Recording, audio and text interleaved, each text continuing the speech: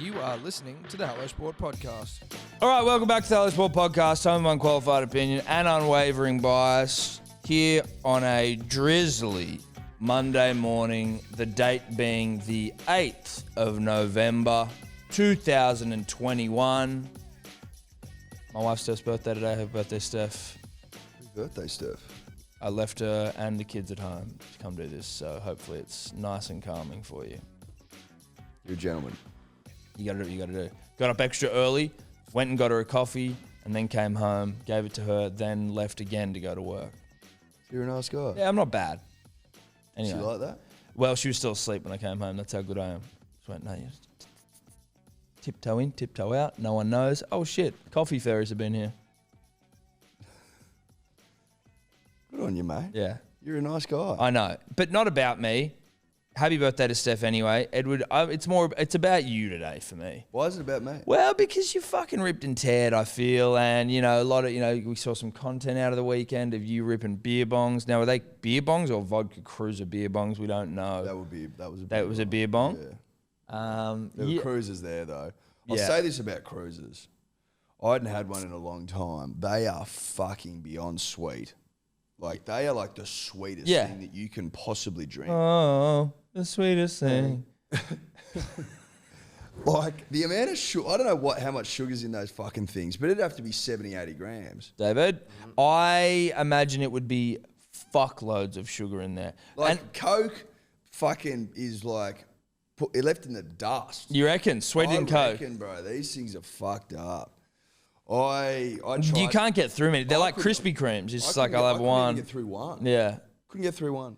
I remember I used to pump them, like as in they were never the drink of choice, but when you were like first getting into your work, probably as an underage drinker, I drink responsibly,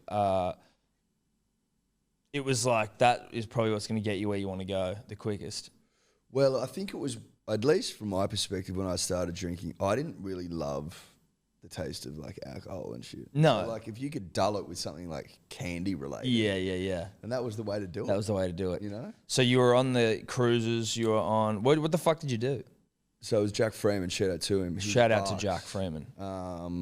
So we went up to Wiseman's Ferry. Jack Freeman of growing his hair out fame. Yeah. I've only known him as short-haired Jack, and then I saw a photo of him, and I'm like, oh, no, it's pretty long now. Growing the hair out fame. Yeah, he's got bangs, dude. Yeah, he's got bangs. He's got bangs. Yeah, he's got bangs. 100%, he's got bangs. And then he like pushes it back, but the bangs come out. The bangs come in the beer bong thing. I'm like, oh fuck, man, Jack's got bangs. Yeah, bangs are bad. Bangs are in. Anyway, we got 2 houseboats, which is fun. Fuck. Yeah. The thing about the houseboat punter and the dribbler is that it's basically like a house, but it's on the water. Like a house, but a boat. Yeah. They're flat. They don't rock at all because it's like it was pretty calm up there. Like there's a kitchen, there's bedrooms and shit. How big are they? Like how many people were there? Our one was... That's a pretty good go, isn't it? 4 bedrooms. This like the one I was on was 4. I got there early. Shout out to Hugh who drove us up there. He said, "Pays to be prompt, Edward." We were prompt. We got like one of the best rooms. Yeah. But like it was air conditioned fucking queen bed. Oh. Shit. Nice. There was 8 or 10 of us in that one, and then there was like fucking even more on the other one. But the other one was it was a shithole. Right, so you got in there early. The beds were like a swag mattress, but cot bed. Like a cot bed. That's exactly what I thought. I went on there and I thought This is cot bed just a city. selection of cot beds. Yeah, okay. 2 cot beds in one room, and then one room had 4 cot beds, like bunk bed cot beds. Why was there such disparity between the quality of fucking... I don't know if it was a price issue, an availability issue, or whatever it was. So you might have one good boat, one shit boat. The one we used majority, and the other one was like just to sort of like lump a few blokes on there to sleep. Right. Was yours the nice one? Yeah. Was yours the one where everyone partied or not? Yeah. But we rafted them up, so people just go back and forth. Yeah. You know what I mean? That sounds like a giggle. It was. Did you swim as well? Like, are you hungover? I'd have swim. But like, real buck shit, a lot of wrestling and all that shit. Just guys being dudes. Yeah, just guys being guys, A lot of wrestling. That's so funny. A lot of wrestling. A lot of wrestling. That's like what sort? Like WWF? WWF, Goanna wrestling, or like just wrestling? No, like usually there'd be some Goanna wrestling, but there wasn't any. There was like wrestling. Just physical, like but who's just more... like, you know, people have had a few beers and you just prod. You know Oh yeah, I get it. Fuck, mate. Like, who do you reckon will win in this one? You know, yeah. And then people just can't help themselves. They can't. It starts. Yeah, and then it starts. The base level, like the most sort of fucking base level of men's fucking thing. It's like, oh, I reckon I can fucking win. You don't think I can fucking win? Before you know it, you're fucking wrestling. Is anyone proud of it? No, it's just the way we are.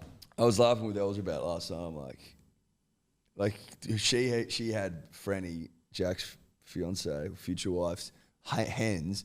They go down to like Double Bay and have like a nice lunch and stuff. You know what I mean? Get a little loose. And then go go home to Watson's Bay and then to the Intercom. You guys are beating the fuck out of each other and on I'm a houseboat. and there's fucking blokes running around with their shirts off wrestling. Beer bong and cruises. Beer bong and cruises. I'm just like, it's different. It's just different. It's just different. We're built different. We're built like, if you want evidence that we're built differently, Yeah. that's it. We're exactly the same. No, we're not. No, we're Sorry, we're not. No, we're not. We're not the same. And that's okay. That's fine. But I tell you what, beautiful up there. Like, very majestic stuff. Yep. Was it nice and quiet in the morning when you woke up? Bro, when we woke up, it was so quiet. Yeah. Like, you know what I mean? That's nature for you, chirping, dude. Yeah. Very still. That's what you want. And then back into it with you fucking... So is there anyone else around you? Not really.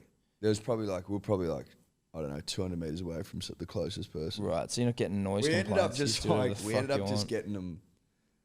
So let's say that we got them. We picked them up at Was's Ferry. We like went like 100 meters up the river and then just rafted them up. And then So fuck it, this will do. Yeah, this will do. But Well, the further you go, like, what's the point? what is the point? And the motors weren't working properly. Like there was blokes on and off the boat all weekend trying to fix it. Oh, really? Yeah. Fucking does it? Like I couldn't give a fuck. Didn't No. bother me. Well, you're only Had trying... no- You had got no where you bearing need to on my go. lifetime. No. But it had a bearing on this poor pricks on a Sunday. You had to come out and fix them. Yeah. That's a pain in the ass. Now, how are you feeling today? Because you ignored a call of mine yesterday, which was purely operational, and I was with Jarch and Street watching the UFC, and I'm like, this cunt is ignoring my phone call, and we may not be able to watch the UFC as a result. So I assumed that you were particularly bounced out. Why couldn't you watch UFC? Because the fucking KO, of which we share an account, kept fucking... And I was like... I used UFC. I realised this after I saw the receipt come through, but I didn't know that at the time, and it wasn't working, and I just needed a 2-second conversation with the other account holder to clarify, and he didn't answer the phone. So I went, okay, guys, we're just gonna have to fucking run the gauntlet here. If it doesn't work, we'll fucking murder him. But luckily it worked, so I assumed you were bounced. Yeah, I was bounced. What time did you get home yesterday? Were you? Got up, cruised back, got KFC. Why they aren't sponsoring this fucking show? I mean, really. I mean, you know what? In the fullness of time, I think they will. They fucking should. It would make a lot of sense. It makes no sense that they're not. Got back at like 11:50, which was, if it's AM and I'm home, I'm pumped. Yeah, you've done well. I'm pumped up. Yeah. And I was pumped because it was like 11:50. Yeah. This is unbelievable. Did you crawl into Betty Buyers? Crawled onto the couch. Yeah. Said, Elsa, what's going on? She was a bit ginger. She was watching Real Housewives. I was like, listen. You stay over there, I'll stay over here. I'll see you in on. bed tonight. UFC's on. So, probably going to have to put that on. She wasn't stoked about that. No. But also, I was like, listen. This is my job. It's a big card. It's a big card. You just go, listen, I know that for you, it's hard to fathom that I've managed to, at least for this point, fingers crossed it all continues, hack the system where the things I love most are also my job. Yeah. So... But I was flat as a tack. It took me 45 minutes to figure out how to buy the UFC. Why? Because I kept doing the same thing over and over again, expecting different results. Right, okay. So I've got like a Telstra TV box, which is like Apple TV, but Telstra, whatever. You can get the UFC app on there. I've got the UFC app on there. I've bought fights on the UFC app before. Should all be linked. That's my understanding. So I'm sitting there, and then I go in there, and I'm like, buy the UFC. And then it comes up, and it says like $0. I'm like, well, it's not $0, but like I'll confirm. Maybe I've hacked the system, so I'll confirm that. And nothing's happening. Maybe I've got it for free here. Like, what the fuck is going on? And I do that 4 or 5 times, but like I'd try it and then I'd like lay there for a bit. and then have another crack. Yeah. Another bite at the cherry. Yeah. Let's see if I do this Nothing's working. exact same thing again. So then I log out because I'm like, maybe it's a log out issue. So I log out of the app. Then I realize I don't know what the password is. Then my phone's out of battery. So I got to go get a charger. I've got to plug it in. Then I'm laying on the couch waiting for the phone to charge. It's not charging because the thing's not turned on. So I got to go turn the switch on. This is all time. It's all time out of my day. At this point, it's been like half an hour. Yeah, you may as well have got back at 1 o'clock. Exactly. That's my point. When the fight started, exactly. Then I'm sitting there. I didn't know what the fucking password was. So I went onto the password sheet. The password's not on there. So then I had to guess it. That took fucking ages. Did you guess it? Well, you must have. Of course I did. Because it's only a couple of things. Yeah. Then I went back into the app. And then because it's like, you know those like giant keyboards they come up when you got to pump your... And you There's nothing worse. It's the worst thing you of all scroll time. across and then everything. I'm sitting there for ages. I'm like, I can't find the I. Where's the I? Where's the I's I? not showing It up. doesn't follow alphabetical order. Does it follow the keyboard? It's QWERTY. Is it QWERTY? But sometimes it's not even QWERTY. Yeah. Then they go to ABC. Anyway, couldn't find the things. Finally sign in. $0 issue again. I'm like, what the fuck is going on? Then it dawns on me after like 50 minutes of this that why don't I try buy the fight on my phone and then see if it like transfers it over? It did. And it was about 105. So you didn't miss anything? And I didn't miss anything. There you go. But it took me... Took you a long time. The longest time. A long. And you're trying to call me during this. I'm like, Tom, Nah, yeah, fuck yeah. I'm in the middle Mate, of I could have been in a fucking house fire. I'm in the middle well, you didn't call twice. No, because that could have been because the fucking, you know. That was your mistake. You didn't call twice. It's like the burner phone, Ari in Entourage. You know what I mean? The bat phone. The bat phone. Yeah, The if bat it rings phone's twice, ringing. answer. That's my bat phone. Okay. All right, good to know. I'm just going to fucking do it now for the most menial of things.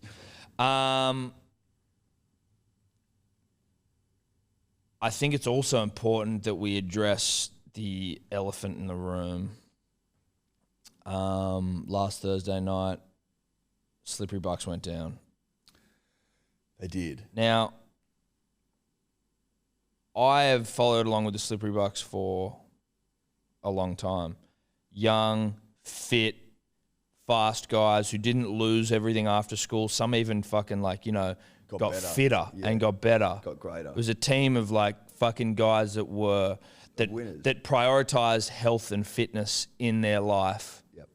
Six packs, chests, veins in biceps and shit. You know what I mean? Yep. Like guys who would go and fucking just do sprint training by themselves. Yep. That was the team that was the Slippery Bucks, and you've been Div 1, you've been up and about. That's why we're great.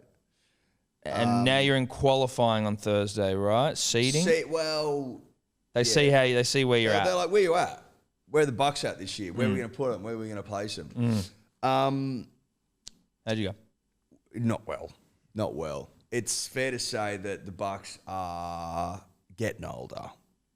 And you're like a fucking Dynasty on the big time slide. Yeah, on the big time slide, coming up against young, virile fucking young men. Throbbers. Yeah. Guys that you hold a mirror to you. I was you once. Well, it's just another reminder of like how fucking old you really are. So I think we got pumped. Put it that way. I'll start there. What was the score? It's like, I don't know, it was like 10-3 or something. Fucking hell, dude. Nothing was going right. Nothing. Like we were tagging like shit. All like our best taggers got run around a couple of times. Like I got run around twice. I'm just like our best taggers. I got run around. No, but I'm just saying like we all got run around. Right, but I also got run around. Are you a best tagger? I'm not the best. No, Okay. Scotty Rumble's the best. He got run around. Okay, like that's what it was. Yeah, and he's like, if Rumbos ain't getting tags. Mate, if Rumbo's getting run around, you know you got problems. You know you're big. Yeah, your defense is shot to pieces. My tagging was all off. I couldn't. My hand dexterity. You've lost just a yard of pace or strength from the hands to pull. I think my hand dexterity will come back, but my speed won't. My speed's done. No, that's gone. My speed's shot. Yeah. I've lost 3 or 4 yards, Tom. It's fucking It's not coming back. And you're just like, I can't work out either if I once had the acceleration of these young fucking guys, or Probably whether not. they're particularly Whether they were a particularly nimble team. like, you know, they're there and then they're not. Yeah, right. They're gone. You're like, what the fuck is? I don't think you ever had there and then you're not speed, but maybe and then you you're did. not's crazy. That's crazy speed. That's speed that you could only dream of. Like, and I'm on the like, and then you know when you fucking go for a breather and I'm watching, I'm like, we look like sloths. Slovenly old man. Yeah, like it's just something goes, and it's like it's reminders like that I am getting old. Do I like it? No. Do I like that? Where do we think you're going to get seated? I don't know. Well, Could you go fourth? We'll put it this way. Could you go Div 4? Fuck, of course, anything's possible at this point. Oh, fuck. Put it this way. How good are they? Yeah, we don't know. I don't know. I think like there was some feeling, and I don't know if this is like just trying to justify where we're at, but there was some feeling certainly after the loss that they'd be Div 1. Okay, so you're losing to like it. You're getting pumped by the best. But also, fuck if I know. How was the morale in camp after the loss? I think that no, morale was all right because it's just like you just learn to live with. You just accept it. Yeah. You know, at a certain point, no matter how much you want to fight it, you need to accept that you're getting older. It is what it is. Yes. And I'm getting older in an Oz tag setting. We could play the over 30s comp, but we're too... You're too proud. Too proud. At this point. You will get sick of losing 10-3 at some point. Yeah, we'll see where we're at. It was just nothing was on. The hands were okay, but we dropped a lot of footy and we just defended like shit. We created chances. Execution was poor. And we couldn't defend because we're too fucking fat and slow. It's the long and the short of it. But shout out to those cunts. They were fucking nippy. One bloke, I think, he might have run around me. He might have he scored basically in front of me. And they just told me to take my licks. And I was like, all right. Okay. Yeah. Sure. Yeah. What do you say to that? Well, nothing, especially not when you're getting fucking burnt. He's about the size of Dior. Yeah, he's burnt. Told me to take my legs. Then turns it on you. Nothing you can do. All right. Sure. So look, the Bucks not a great start, but that's okay. We can start slow. It's about how you finish. Yeah. And if at the end of the season it so happens that we're Div 4 champions, and it's just another notch in the old bet. Hey, it's still a chip, baby. Still a chip. Chip's a chip. Chips are chips, dude. Chips are chips. Always said it. Always say it. Always will. Like, are you telling me that the blokes who win New South Wales Cup aren't yipping and yahooing, even though it's Div 2? You got to yip and yahoo. Mate, I won 11s basketball. I won fucking... Chips a chip. Barrel under 14s water polo and under 13s. Undefeated 4 years. You know what I mean? Chips. Chips. I don't think we're Div 1. We're all there to win. Everyone's out there to win. Everyone's out there to win. At the end of the day, everyone out there to win. Well, that's good, dude. That's fantastic. Congratulations to the Bucks. We watch on with bated breath. And look, it would be funnier if you didn't win. If we just slide right down to the bottom of the tabla. Then I think it won't be long before the Bucks fucking either go over 30s or the Bucks become a T20 cricket side, because I think that's where the jam's at when you're old and sore. Although I've been more injured in cricket. Mate, I think you could argue that you get sore playing cricket. No, you probably do. But you are able to achieve more. Like, you're able to compete better, I think, in cricket. You might hurt yourself more, but it's more competitive. Like, your hand-eye's still around when you're fucking 30. You know what I mean? Did they play yesterday? No, it got rained off. I'm making my triumphant return this Sunday, though. Rain pending. Was it meant to be raining on fucking Sunday, like all fucking week? No, Tom. We've been over this many times. That's true. No one knows what the fuck. It was meant to rain Saturday. Me and Steph went out for it was hot. It was hot as shit. We went out for a birthday lunch. It was a gorgeous day. Mate, because obviously everyone was looking at it because of the Bucks and we're on a boat, and it's like, you want a bit of sun.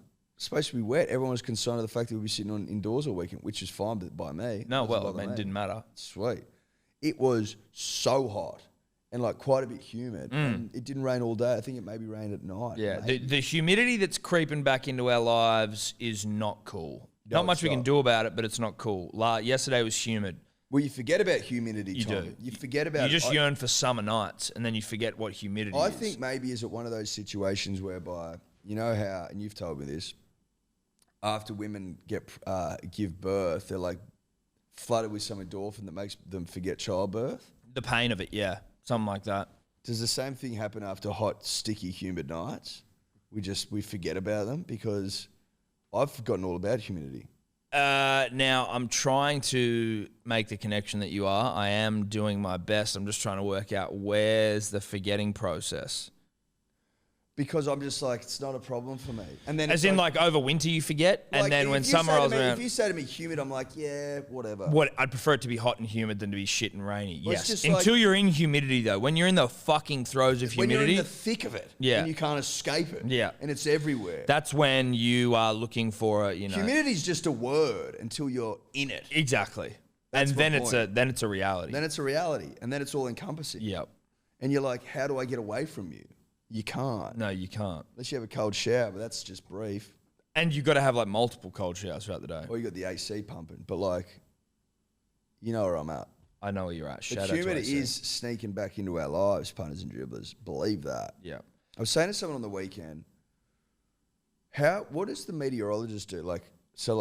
Monday, so he comes in Monday. He probably started at, 8 o'clock, 9 o'clock, whatever. Mm. Do people laugh at him when he gets in? They're going, mate, another shocker on the weekend. You fucking absolute shocker. Another shocker on the weekend. Or does You he just go, I know. suck. Or does he lean into it and go, mate, joke's on you. I've been flipping a coin for the last 5 years. Yeah. And I've been getting through it fine.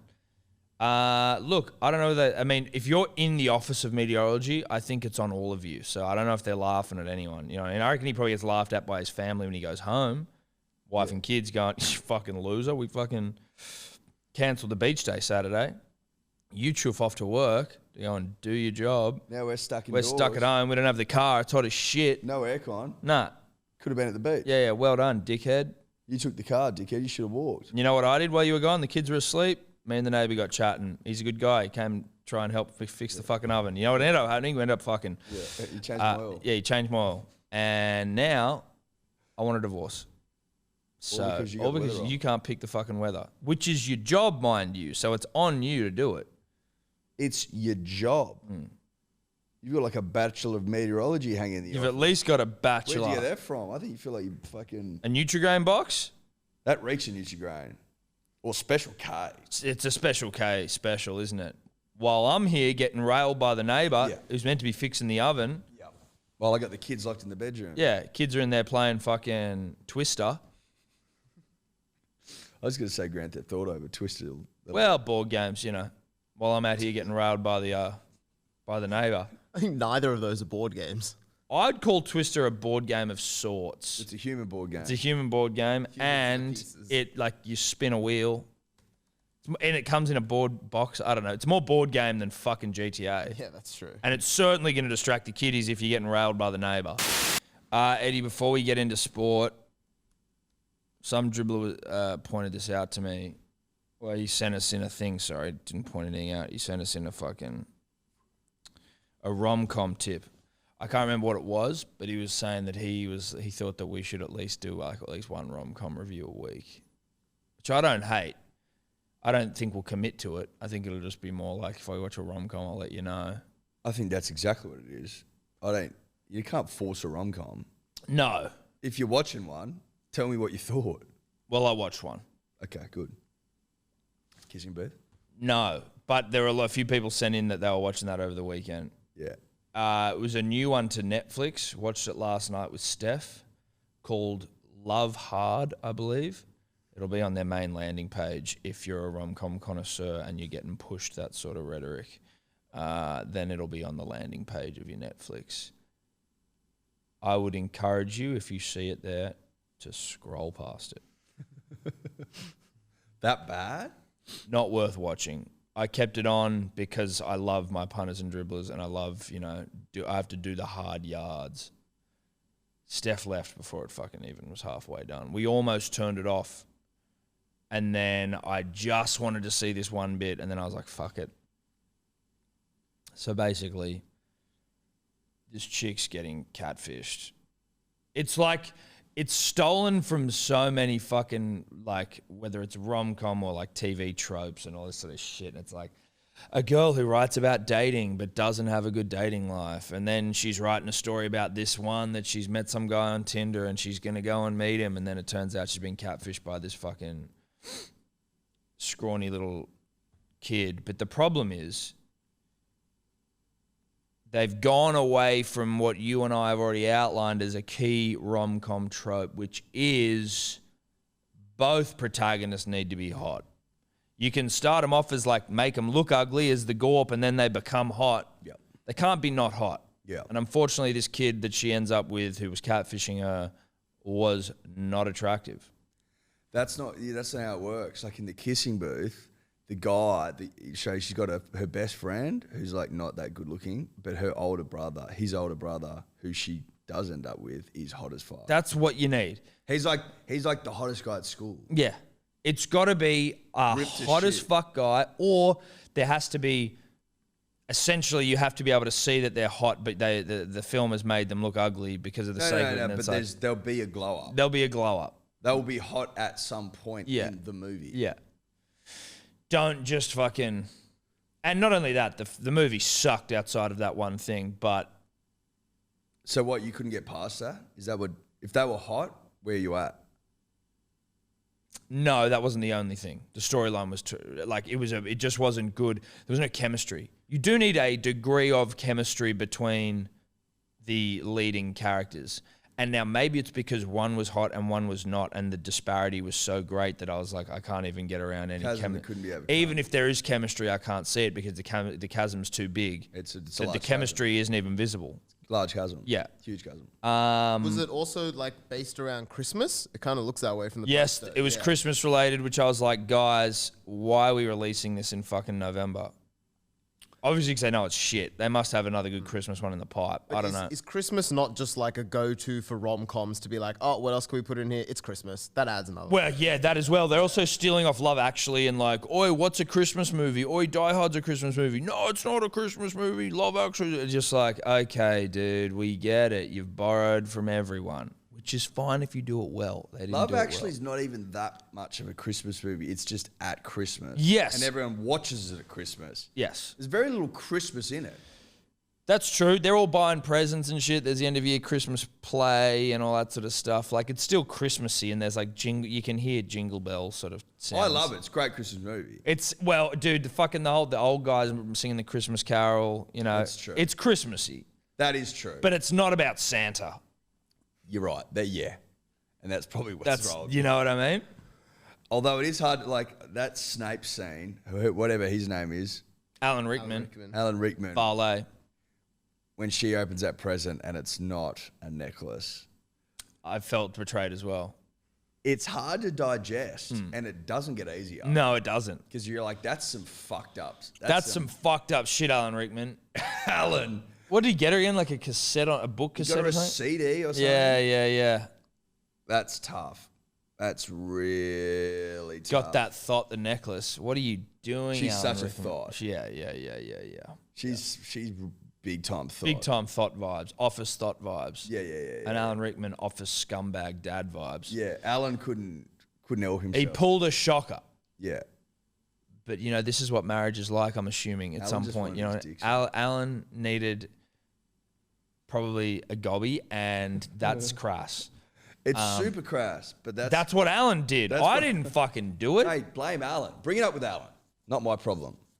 But And you know what? Like, I'm sure that Alan's wife at some point, you know, it's not her fault what Alan did, but maybe at some point love left their marriage. And that is both of their problems. love left the building. Yeah. Maybe. And maybe because, you know, marriage, you got to work. You got to work together. Mate, it's work hard. You got to keep it fresh. You got to keep it fresh. You got to work every day. Every day, every goddamn day. You got to work every day. Listen, I mean, I haven't been married a year, but I know. Yeah. We all know. We all know. We've been long-term relationships. We're long-term guys.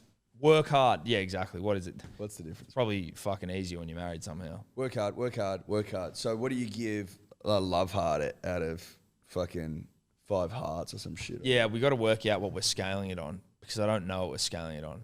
Like as in what our... I think out of 5. What do you Yes, but are we giving love hearts? At this stage, we will give love hearts because I can't think of anything better. Dave, you got anything better than love hearts? I don't know. Like KFC drumsticks eaten while you're watching it bounced out. I don't hate that either, but I don't want to give KFC any more. Yeah. No. They don't sponsor, so. Yeah. Spoonfuls of gravy. Gravies, chips and gravy. Look, I think we do love hearts at the moment Yeah. because you can then go halves as well, like half a broken love heart. Yes. Well, then, yes, that's right. That's what it's getting. It's getting a heart. Half a heart? That's all it gets? Yeah, dude, it's not good at all. Half a heart? Dude, it's not good at all. Dude, that's appalling. Though. Yeah.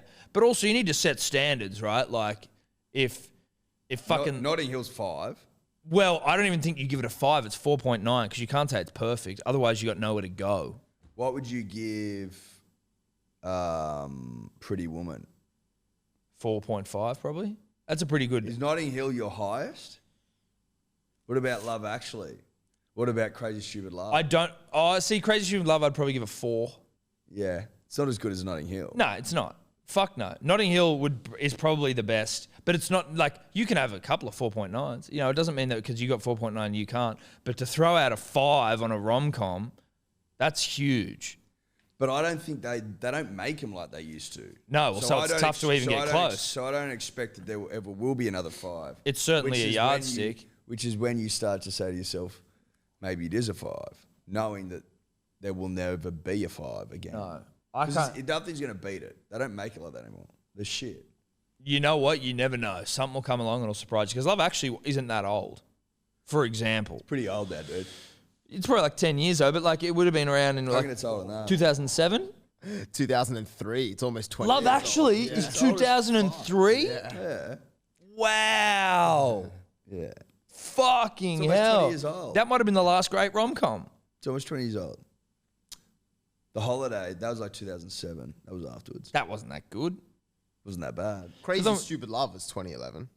That is good, but it's a very American The rom-com. great rom-coms are like 20 years old. Yeah. They're not making them like that anymore. They won't. They don't know how.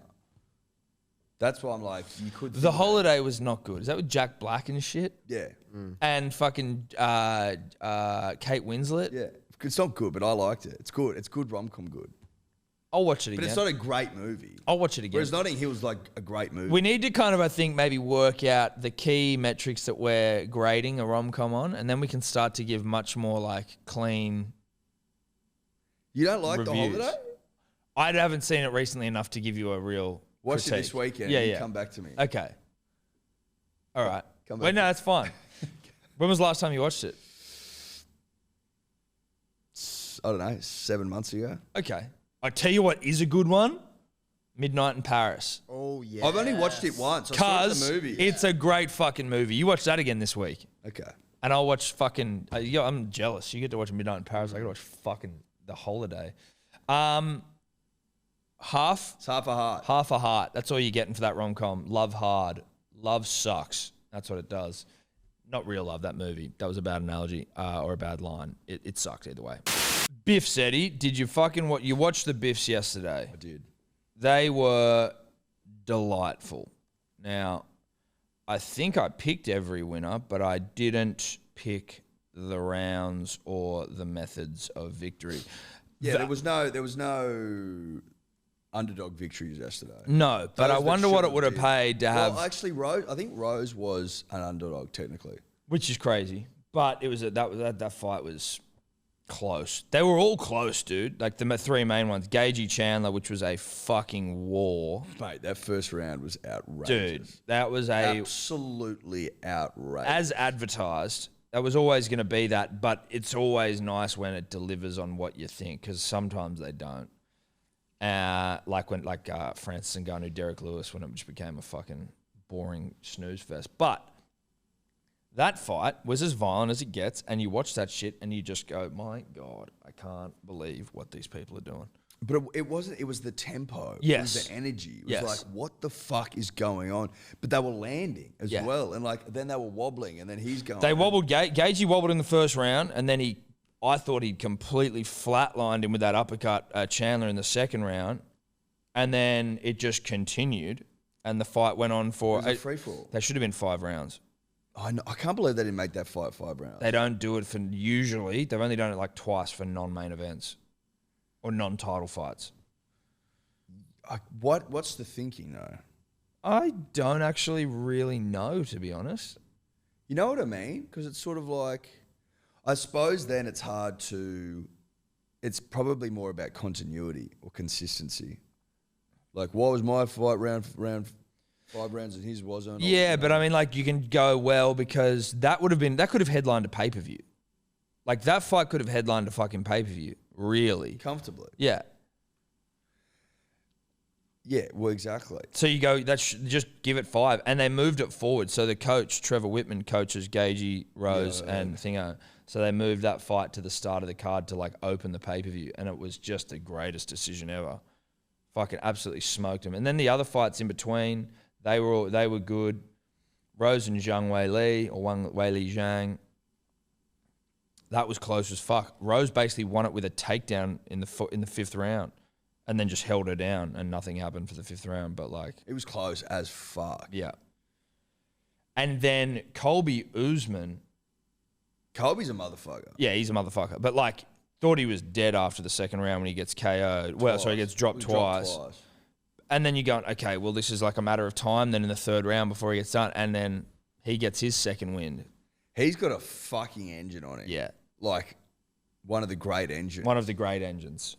I think Joe was saying that. He was like, mate, there's just some people that have just got engines. Yeah. He trains... It's part of their natural DNA. He trains with the dude, that Cameron Haynes guy who, like, runs marathons every day. Yeah, I know, yeah. Hit it hard or whatever the fuck is it? Not marathons, fucking, like, ultra events. Yeah, but he runs a marathon a day. So he does ultras and shit, but every day he runs 40 fucking 2Ks or whatever it is. Every day. Yeah. Why? In one sitting? Yeah, I think so. No, I think he bangs it out. What the fuck? And then goes to work. Like, I don't know what his job is, but, like, he actually has a job he goes to as well.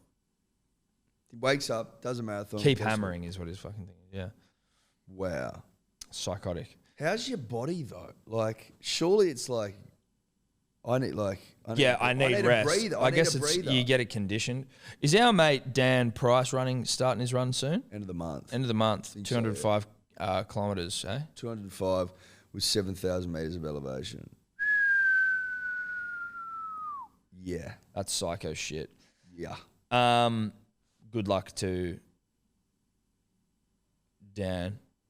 Yeah, 100%. Go to his IG, Dan Price, I think that's his IG. Donate, November. Dan Pricey. Kamaru now in the conversation as one of the all-timers as well, which is pretty crazy. I also didn't hate... I'm liking Colby more and more. Obviously, like, he says horrible shit, like, separate to that. But, like, what he does for the sport, he keeps it interesting. Keeps it interesting. Well, that's exactly right. And he's good. Like, he is actually good. Like, I like being entertained. Yes. In the fight game. Yes. Like, that's have what it's a bit about. of personality. Yeah, sometimes maybe it's a bit fucking how you going, but, like, at least it's entertaining. He said as much as well. He was like, mate. Bit of personality. But he was just like, there's no denying me now. Like, I'm undeniable. Like, I fucking just sold. Like, we just had, like, the 4th highest gate in the history of Madison Square Garden. He's like, it's not because of fucking Kamaru Usman, which is partially correct in that, like, Kamaru's not a fucking personality. He's not a draw. He's phenomenal at what he does, but, like, people want to see Colby get smashed, but also just fight. Like, his fight was at least, he's interesting. He fights well. And then Kamaru's saying the line that I loved from Kamaru is like, he's got to live the rest of his life knowing that in the time that he was alive, there was someone better than him. Is that what he said? Yeah. Jesus Christ. Because he's only a pinch off. Worse. Yeah. Like, but he is. He's lost 2 fights now, fairly and squarely. Yeah. Rogan was even saying after the fight, it's just like, he beats every single person not called Kamaru Usman. Like, he's right there, but Kamaru is just next level. How many times has he defended now? I don't know, but he's 15-0. So he beat Woodley to win the title. Then I think he beat Gilbert Burns as a defense, Masvidal twice as a defense, Colby once or twice. Did he beat Colby before he had the belt? No, it would have been twice for the belt. Maybe he's defended it 5 times. It's impressive. Yeah. And, like, he's sort of cleaned out the division, but he hasn't really. Like, Leon Edwards and Masvidal fight will be interesting. If Leon wins, he'll get the title fight. Then you've got Hamzat coming through, who's only had 4 fights, so it's like, but there's, you know what, sometimes... I think is he 5th now? No, he wouldn't be. He'd be in the top 10 maybe, but like, sometimes you just have to give into a hype train. You know what I mean? I don't think you always do, where you go like, mate, people 4 fights, like Leon Edwards has had like a 9-fight win streak, 10-fight win streak, and he hasn't had a title fight. Hamzat's had 4 fights and people are going, give him a fucking title shot. Sometimes you just have to. Connor got one after like 4 or 5 fights. Yeah. Sometimes he was undeniable. And Max Holloway had 14 fucking fights, or 14-fight win streak before he even got a look for the title fight. It's sometimes you just got to give into the hype train. Hype's real, bro. Yeah. Hype's a real thing. Yeah. Hype's undeniable itself. Give Hamzat one more fight against a throbber and then just chuck him in. Why not? It's all about money, baby. Yeah. It's all about eyeballs. It's all about entertainment. Give the people what they want. And then we also had Canelo fucking beating Plant. Was that his last name? Plant? Yes.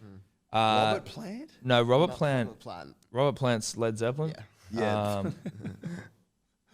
Someone Plant. Yeah, Plant. Dropped him. Dropped him 11th round. First time he'd ever been dropped in his career, and then obviously he finished. They were both undefeated. Well, sorry, not both undefeated. Canelo lost to fucking Mayweather, but Caleb Plant. Caleb Plant. He was undefeated. He was undefeated. You wonder if how Canelo would go. Like he thinks he fought Mayweather when he was too young. He was too young. Yeah. He was very young. How old was he? He would have been early 20s. Because he's a fucking weapon, Yeah, dude. dude. He's no joke. No. But that fight against Floyd Mayweather, but even at the time, that was like a mega fight. Like everyone was like, holy shit, Canelo could unseat Floyd. Like Was it a decision? He didn't stop Canelo, did he? No, he didn't. But it's one of the great defensive masterclasses of all time, that fight. He was 23. Yeah, right. Floyd, Canelo went pro at 15. Yeah, that's crazy. Which that's is crazy. fucking outrageous. But go back and watch your Punters and Dribblers if you haven't. You can watch it. It's on YouTube. It is unbelievable what Floyd does. Like Really? Canelo cannot hit him. Just can't land a punch. Floyd is the most evasive motherfucker. I'll have to go back and watch that. It is. It's a great watch and an incredible watch. Canelo was not even close. He got fucking towed up in that fight. Like completely outclassed. And at 23, like a lot of these younger fighters are getting, because like boxing is a lot about padding your record early on, where you're fighting sort of tomato cans. Yeah. And then you're slowly getting better and better to the point where then you sort of like, take the jump for the big dogs. But at 23 to be fighting fucking Mayweather, that's pretty fucking insane. It's fucking insane. I think it was Floyd's biggest fight until he fought Pacquiao from like a pay-per-view perspective. That would, I guess, make sense a little bit. So Canelo's been a motherfucker for a long time. How old is he now? 31. Fuck yeah, he is. That's prime as well, 31. Big mate. year. No one's stopping him. No one. Gennady Golovkin's fights at the end of the year. Well, that's what I was actually going to say. I was watching that first fight.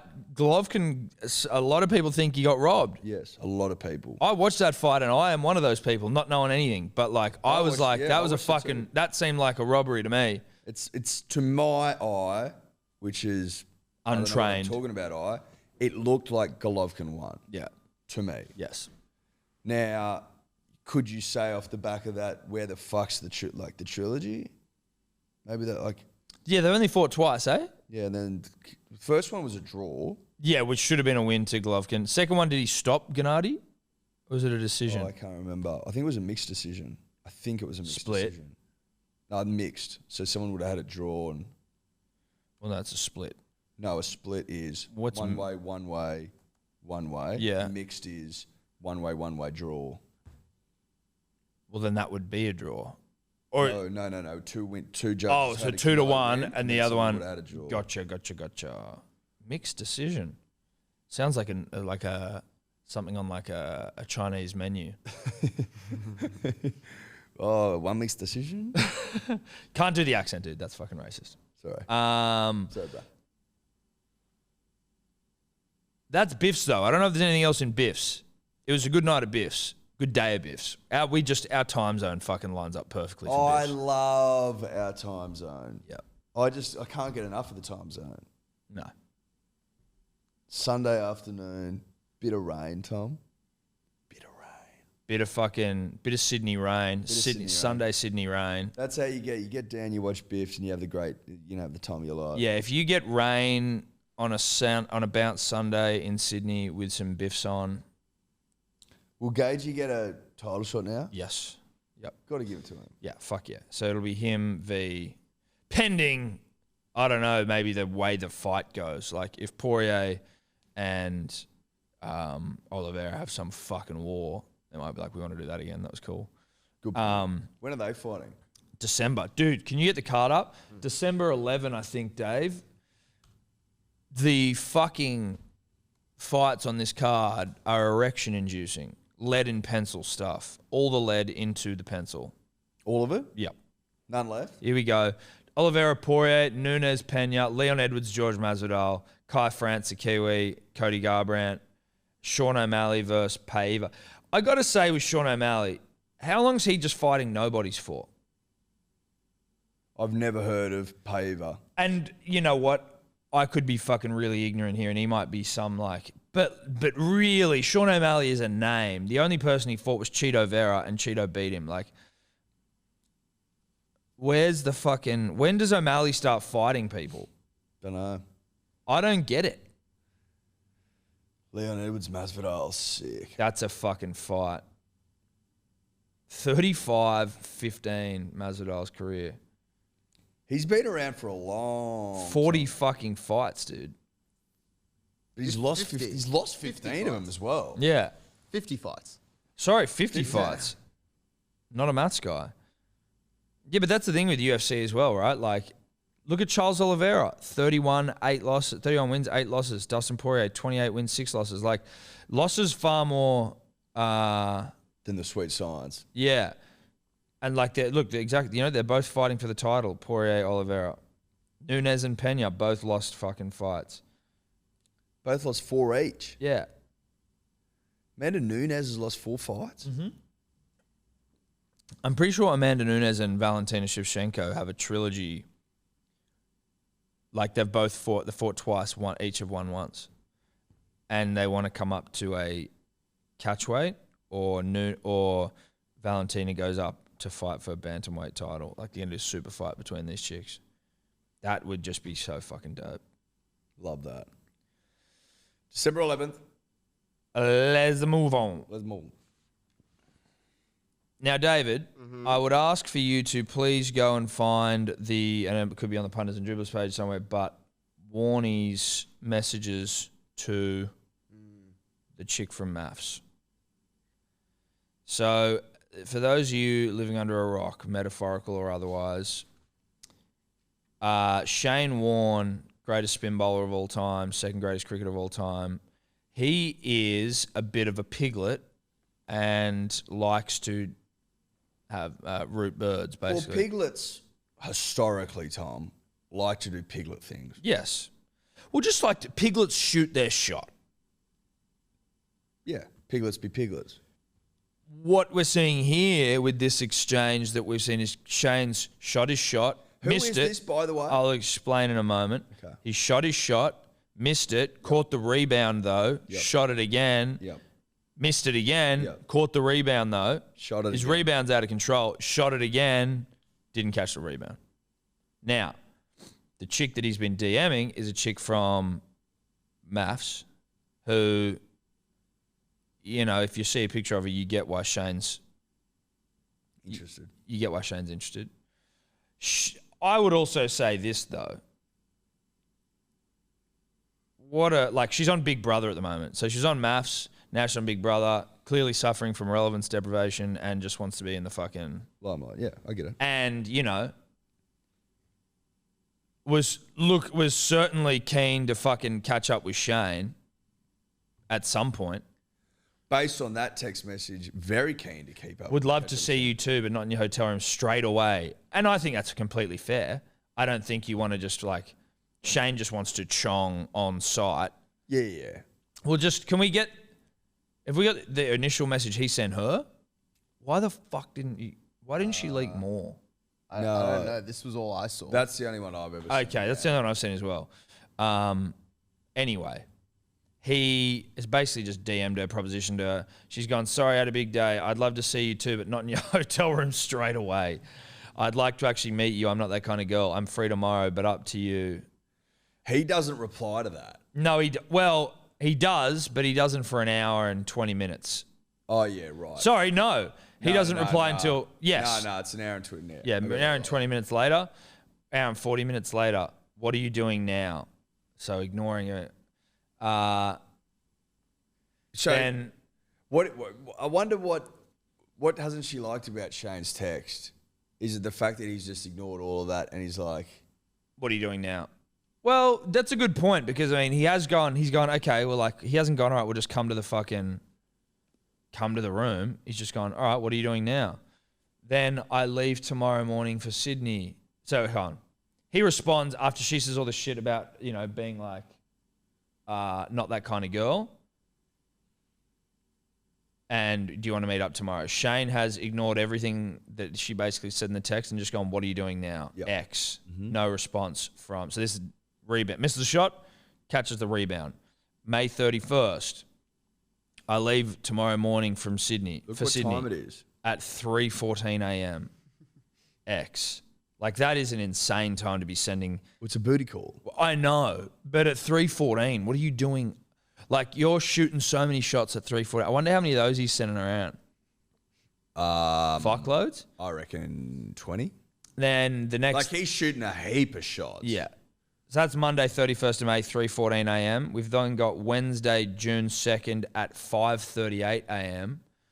I'm coming back to the coast after this Sid shoot for 10 days as Melbourne has extended its lockdown. Let's catch up. Nothing. Is this the Gold Coast? I don't know. Who knows? But no response. 5:38 a.m. Makes sense. You're sending something at that time. We then, a couple of days move forward. Friday, 4th of June. Boo! What's on this afternoon? X, 4:05 a.m. I was thinking that was boo as in like, oh, what's up, boo? Not like boo as in he's booing her. Or it could be like, boo. Oh, is it boo? Like scare ya. Oh, like boo. I think it could be boo like scare ya. That reminds me of something Warney would write. Like, boo? yeah. I could also see Warney like calling random girls boo though, because he thinks he's young and like hip, and that's. There's that as well. You could. It's a time. Or is he saying boo as in you're not replying to me? There's a couple of ways to interpret the boo, and I'm not sure. There's three ways to interpret a boo. And maybe that's one of the reasons why she didn't fucking respond, because she doesn't know. So he goes Monday, Wednesday, Friday, then he gets blocked. Well, see, this is the thing. She only blocks him the day she releases the fucking text messages a couple of weeks ago. Oh, Tuesday the 12th of October. Yeah. So you're like, okay, you happily fucking didn't do anything. You go on Big Brother. You go and out Warney as being Shane Warne, like shock horror. He's trying to root you. Nothing sinister though. He's shooting his shot. He's not being fucking aggressive. And there was at least initially some point where you showed some interest. But he's putting X after everyone. Yeah, that's polite. He's being polite. Look, at the end of the day, Shane Warne's single and he's ready to mingle. And if he's out there shooting shots respectfully, which he is, who gives a shit? I don't care at all. Nothing wrong with DMing someone. But,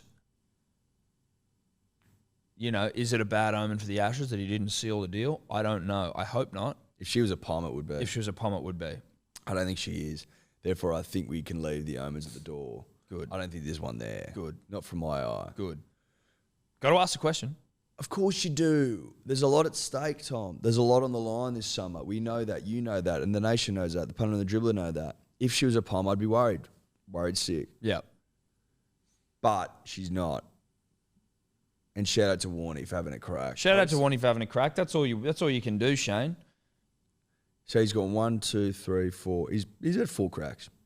4 bites of the cherry. You wonder whether he's embarrassed. I don't think so.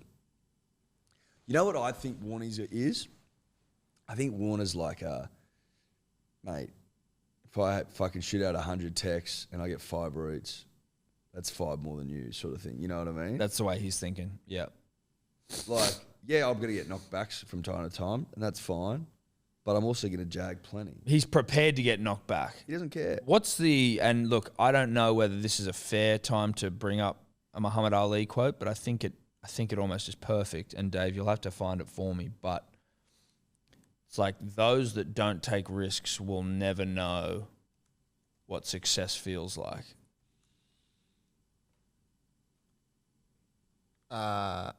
He who is not courageous enough to take risks will accomplish nothing in life. Yeah, exactly. That is exactly what this is. You miss 100% of shots you don't shoot. You don't shoot. And I mean, if you manage to rebound a couple and have another crack, then okay, that's sure. Was it Michael Jordan? I failed over and over and over again in my life, and that's why I've been so successful. So Shane Warne is just, he's just taking a leaf out of Ali and Jordan's book. But he's taken a leaf out of his own career. Yeah, it's true. He bowled plenty of pies early. Yeah. But he refined and... Well, you could argue that every ball that didn't take a wicket, a failure of sorts, because the goal is to take a wicket. That's right. Or the setup. It was all about fucking... Then he takes the wickets. I was watching a video last night because I'm a fucking sick fuck. And it was just so dribbly. I was on the toilet and I watched a 9-minute video of... Jesus Christ. Listen, I'm painting a picture for the people here. Yeah, I know. Clearly. I watched a 9-minute video of Shane Warne v Alistair Cook 2007 Ashes series. And it was just one fucking test. I don't know, it might have been the first test. Couldn't have been the first test. What? It was every ball he bowled to Alistair Cook? I don't know about every ball. Maybe it was every ball, Eddie. It could have been. It was 9 minutes long, but it was basically just this battle of Alistair Cook. It was interesting because the way the commentary were talking about it was like, clearly Cook's come in with like a plan of how to play Warnie, and it was basically just only playing 2 shots. Aside from like if you absolutely have to defend, like 2 attacking shots, and it was like he was just going to go back and cut it, or he was going to just whip it off his pads under the leg side if it was fuller. And that's all he was doing. And they were just talking about how he was young as fuck then as well, and it was like how each test you learn a little bit more and you add a little bit more to your tool bag, and he's just trying to fucking work out how to play Warnie and where people had success before. And Warnie's coming over the wicket and just hitting the fucking rough just every time. You're just like, this motherfucker was so goddamn good. And this wasn't even a particularly impressive spell necessarily. It was just like the fucking algorithm sent it my way. Yep. And then, he's hanging around for a while, is Cook, doing his darndest, and then Warnie just starts coming around the wicket and then just hits one in the rough and just gets him. Like, it was a bat pad. And it was just, I was like, I don't even remember how the fuck I got there, but we're talking about Shane Warne. I was on Can. That being said, how the fuck did I get to that story? Because Warnie's throwing out shots like he's bowling balls. He's just throwing out as many balls as he can. Yeah, but that doesn't even seem relevant. I think we're just talking about Warnie, and you just were like, that's, I watched a video of him on the shitter last night. On the shitter, yeah. Is that it? Geez, sometimes you feel like you need a little bit more context to go down that road, don't you? Sometimes. Like, I don't feel like that. I don't feel like I had the right to tell that story necessarily off the back of that. Look, I'll be honest, I wanted a little bit more out of the story itself. Like, I didn't mind the story. I thought it was pretty good. That's what I'm saying, though. Yeah. I'm saying the story... It wasn't strong enough, I don't think. I don't even know how I got there, though. That's what I'm firstly concerned of from like a mental standpoint, where I don't know where my mind went, got a yarn. You're still on autopilot. I got a yarn here. Let me push this one out. And then as I'm pushing it out, I'm going, why though? But why am I telling this story? What was the high point? Me on the toilet, probably. Probably.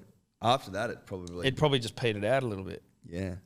Warnie was good against him, though. I'll tell you that much. Yeah. It was nice to watch. How did Cook look when he got out? Disappointed. Yeah. But he was young. Again, he's learning. How many did he score? 45. It's pretty good. Yeah, no, it's not bad. And they were 2 for 19 or something. They were under the pump, so we needed to steady the ship. Didn't. We still pumped him, but he did his best. It was 5-0 that year. Yeah, it was 5-0. Can you know what? Don't even bother. But in the game, they were talking about Gilchrist fucking setting the field. Did Punter miss a game during that series? I know Gilchrist has captained Australia. Same, but I was like, did Ricky miss one of those fucking... I know he captained in India. I never knew he captained at home.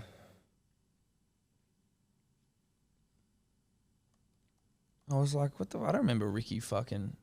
I'll have to ask him. Have to ask him. Have to ask him. Anyway. That's what he says. One day. Should we get into a little bit of the ICC T20 Cricket Men's World Cup, Men's Cricket World Cup? Yeah, I reckon. 100%. Which is brought to you exclusively by our good friends at KO. This segment is anyway. Now, obviously, the Cricket World Cup exclusive to Fox Cricket, but you can watch the games on KO. You also can watch the highlights on KO, the KO minis. We thank KO for their support. If you haven't got a KO subscription, then you are a sick, demented fuck. You're a sick puppy. Yep. Sick in the head.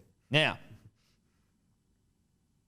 Australia pumped both the Afghan team and was it Bangladesh? It was Bangladesh. Why the fuck did I think? Was it New Zealand playing Afghanistan? Yeah, That's right. They played last Forgive night. me. They beat them last night. We beat Bangladesh and we also beat the West Indies. We'll start here. A lot of naysayers out there that saying Australia couldn't make the semis, couldn't get it done. Australia's over the hill. Australia's no good. Australia's shit. Michael Pride of About Even fame comes to mind. Yes. He doesn't know what he's talking about. No, he's a He's coward. like, oh yeah, but Bangladesh beat us 4-1. Bruh, that side was a side of nobodies. We've rolled out the throbbers and the throbbers are here to play. Yep. The throbbers are peaking. Throbbers are here to throb. Throbbers are here to throb. Bangladesh of, where were you in the, What? Of what? Were you Yeah. in the fight fame? Yeah, no, Were they you weren't. relevant at all in the game fame? No. Or did you get pumped? Got pumped. Can you just get up the batting card for that game, please, David? Because they were all out for like 70, and we chased it down in like Did Zampa get 5 wickets? 5 wickets for Zampa. Yep. Absolutely smoked them. Wade dropping his hat-trick ball was a fucking disgrace. Well, it was a disgrace. And it's a disgrace. That's a disgrace. And and this, you'd be like, oh, but it was a tough one. It's like, no. I don't care. bro, he took a tougher one for the first catch in the sequence. Like, We don't drop tough ones. No. We catch them. Go up, Dave, to the Australians. it was a fucking disgrace. Davey Warner and Aaron Finch starting to shine. Aaron Finch really the bedrock of the innings there. Well, they're starting to shine because they've been practicing on that polished concrete. It's as simple as that. Ever since we've started batting on that Polished conch polished concrete, one of them has done well. Has done well. I was a Glenn Maxwell 10 runs off my bet coming off for about even. I'm very good at cricket. You are. I'm very good. I don't know why, but that one, I thought that Glenn may have been up the order, but then Mitch hasn't had fucking batting. But I was like, I needed Finch or Warner to get out just a little earlier. But, Well, maybe a little earlier, or Bangladesh scoring more than 73 runs. well, that would have All been out, nice as all well. Out, Yeah. all out. All out. That's appalling. Disgraceful. But Zampa is starting to have a fucking real impact on this tournament. Oh, well, 2020, Zampa's a motherfucker in the 2020 game. He's a motherfucker. He goes to Wade after he goes, it was my hat-trick ball. And Wade's like, yeah, I tried to catch it. I was like, is that enough? Well, but I was like, is there some are they mates? Or is that like terse words between two guys that don't like each other within the side? Because I would be more forgiving of a friend, even if you fucked me on my hat-trick ball. What was the tone? Wasn't happy. But they seemed all right afterwards. Well, because it was a famous win. Yes, but he goes, that was my hat-trick ball. How would we talk to each other? I'd be like, fuck Eddy. But I'd be doing it through a smile. There was no smiling in that situation. What I'm saying. Yeah. That's the difference. Because you've just taken 2 wickets, you've 5 for the match, you're in a good mood. Yeah. The team's winning and winning well. It's annoying you didn't get your hat-trick ball, but it's it's not the end of the world. It's not the end of the world. You're still ripping and tearing. But hat-trick would have been nice. It's it's not a test hat-trick, put it that way. No, it's a T20 hat-trick. It's a T20 Make no hat-trick. mistake. So in Been bloody 10 of them this tournament already. Exactly. Well, on the scale of hat-tricks, it's a bit of a care. I'm sorry, but it is. I'm sorry. No, you're absolutely right. But it is. A T20 hat-trick is Against Bangladesh. Against Bangladesh is No offense to certainly... Bangladesh, but you're not Australia. No. In the cricketing context. Is it fair to say it's kind of like the Fanta of hat-tricks in terms of if your test hat-trick is Coke. Yeah, it's Fanta. Or Sprite. Or Sunkist or something. It's Fanta or Sunkist or fucking one of those random Pasito or whatever. Pasito. People like Pasito. Pasito's good. Don't shit talk Pasito. I'm not shit talking it, but it isn't Coca-Cola. It's still. Is it Coca-Cola? No, it's not. It's still T20 cricket. It's like how Archie Thompson has the record for like most international goals in a game. It's Pasito. They were playing American. I was playing T20 cricket like for thick ropes last year, and the umpire, lovely guy, nothing wrong with him, but he was incredibly overweight. Like he was humongous. Yep. And he sat before the game, because you have a different umpire, like, you know, there's games rolling through. He sat on the sideline before our game and crushed like fucking 6 Pasitos sitting there. Fuck off. Dude, he had a little esky of Pasitos and he was crushing them, dude. And we were like, what? Just pounding Pasitos? Pounding Pasitos. Why? I mean, he's addicted to them. I don't know. I was like, this is fucking insane. He had 6 Pasitos. 6 Pasitos, and then at halftime of the game, more Pasitos. Crushes a Pasito. It was so like, we're up to 7. Dude, he had like fucking 8 or 9 Pasitos. Where was he pulling them from? He had an esky of Pasitos, dude. Oh my God. Are you serious? Dude, I was like, I've never seen this many Pasitos drunk. Are you serious? Ever. Yeah, he was pounding them, dude. Was he massive? Humongous. And we had a Pasito problem. Clearly. A clear Pasito problem. Like, He had his own esky full of Pasitos. full of Pasitos. And he sat there cross-legged on the grass Cross-legged. as best as he could. Yeah, I was going to say. As best as he could. Yeah. And just crushed them. I was like, that is fucking insanity. How long dude. did it take him to get through 6 Pasitos? We just saw the cans stacking up like bodies, dude. We were just like, dude, that's a lot of Pasito to get through, and it's a lot of, Mate, it's a lot of sugar. I can't get over that. I don't know No. if I will. I'm going to be thinking about that all day. Yeah, dude, that'll come back to you as well when you're in a quiet moment, being like, Jesus Christ, that's a lot of Pasitos. How many is too many? 2. Yeah. 2 is too 2 many. is too many. 2's way too many. You don't need more than, like, I'm not a big soft drink drinker anyway. I'm not shaming you for having it. I don't give a fuck, but like 2 of them.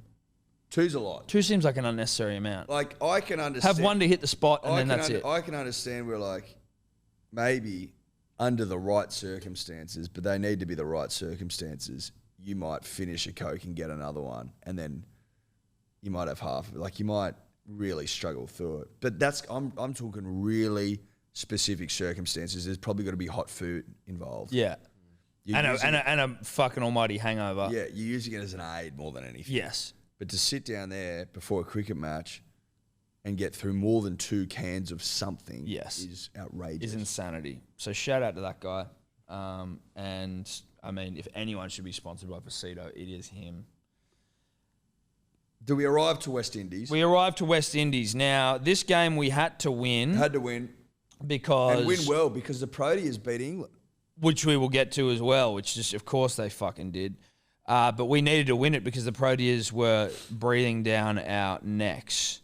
Now, it was Dwayne Bravo's last game. It was Chris Gale's last game, I believe, in West Indian colours. They, though, were no good, really. So it wasn't too much of an issue. Well, actually, they weren't too bad. They went all right. They went all right. I tell a lie. Well. I apologise. 157, nothing to turn your nose up at. Mate, if 157 would have put us on our ass in the first couple of games. Yeah, for sure. Lucky we've got better, but 257 would have... We wouldn't have been able tough to handle that, I don't think. 157. Yeah.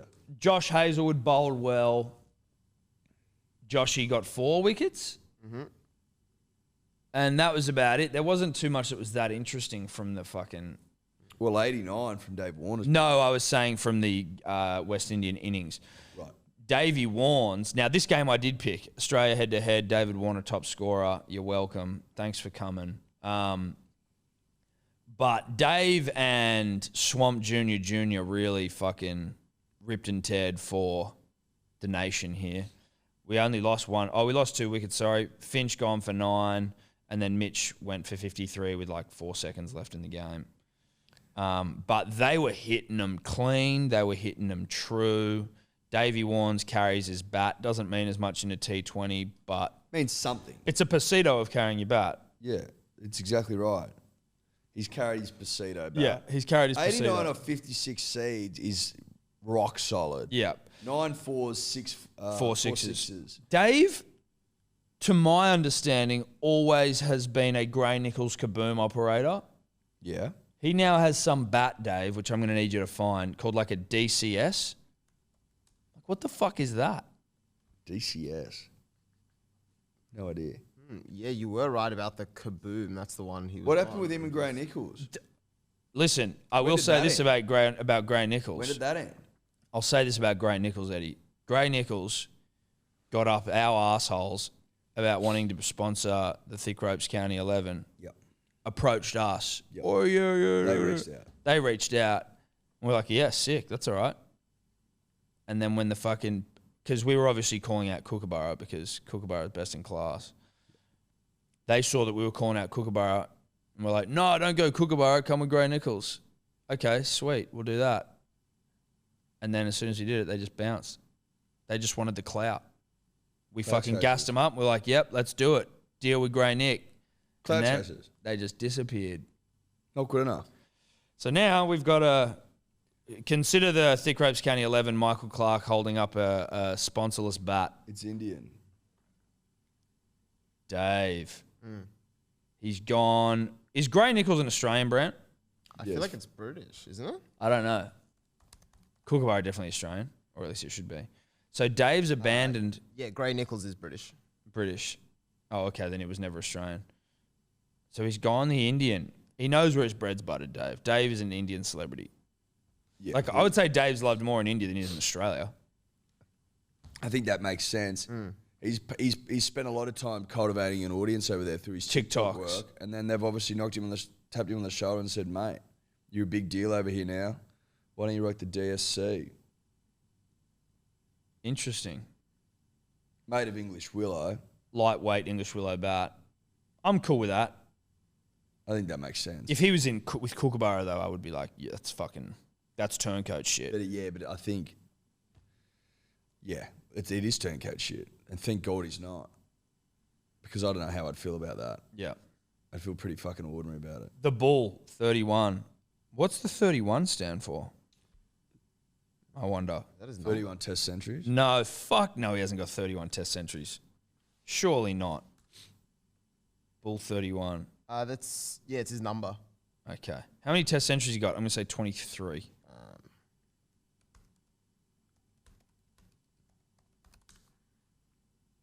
He has got... where are we? 24. There you Wow, go. Yes.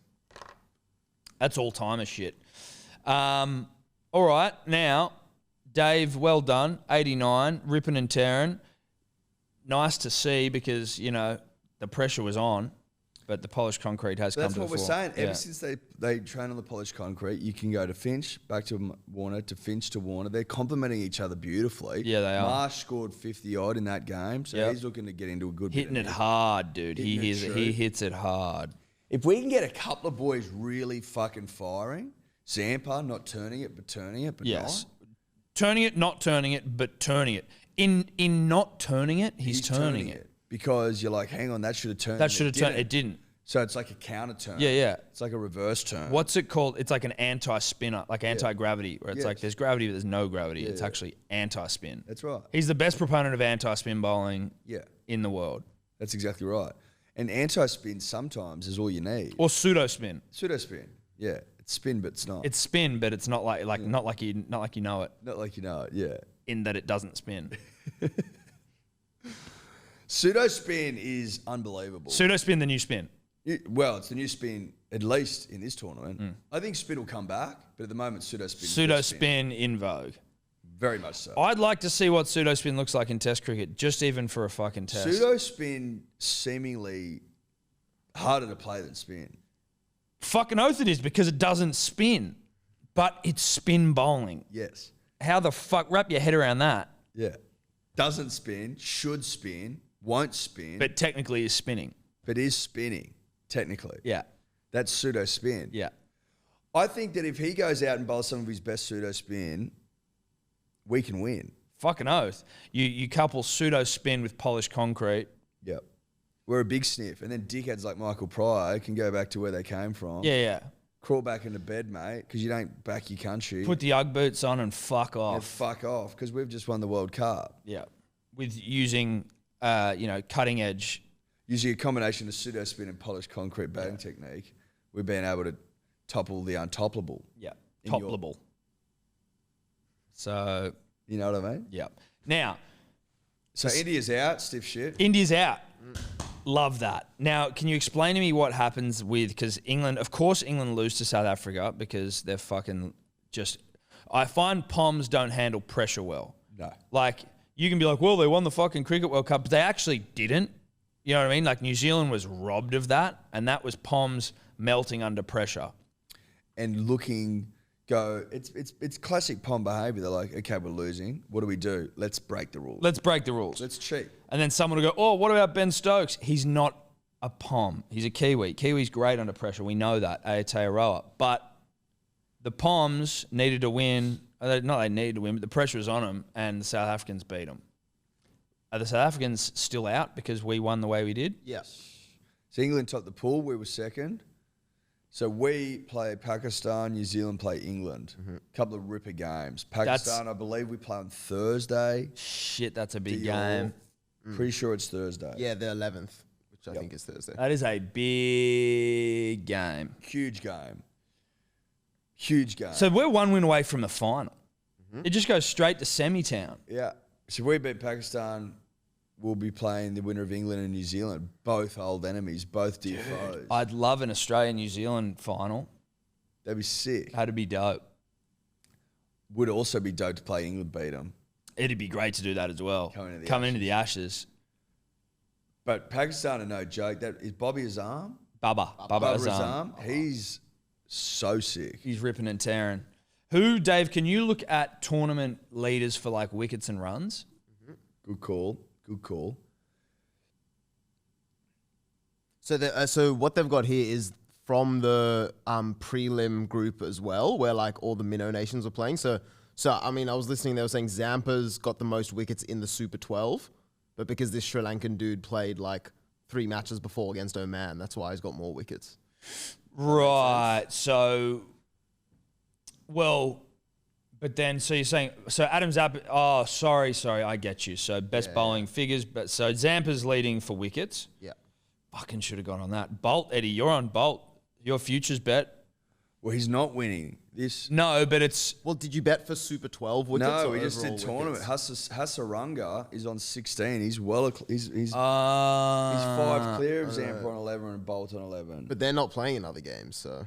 He's got 2 games. He's got Bolt. 2 games, but still. 6 wickets is a 6 fucking... wickets is 5 wickets he's got to get. Sorry, Bolt- 5 wickets. Yeah.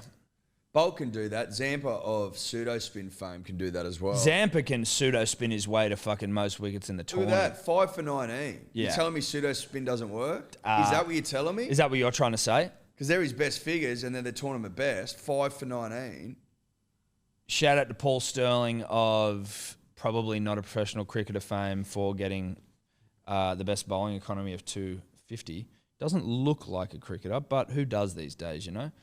Carl Birkenstock of Namibia seems like he might be the heir to the Birkenstock throne and has just had a desire to play international cricket. Well, I heard that he was being groomed to take over and fell out of love for the Birkenstock and now plays cricket.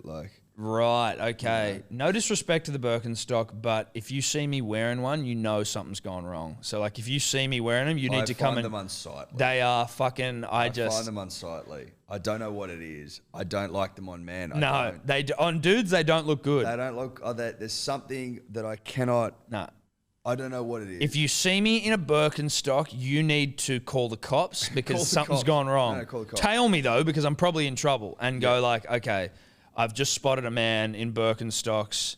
If you ever see me sit down on this couch with Birkenstocks on, it's probably not me. Someone's No, this someone's is killed me and cut off my this is face. like a face-off situation. We aren't actually here. It's a face swap, Yes, whatever it's called, deep fake.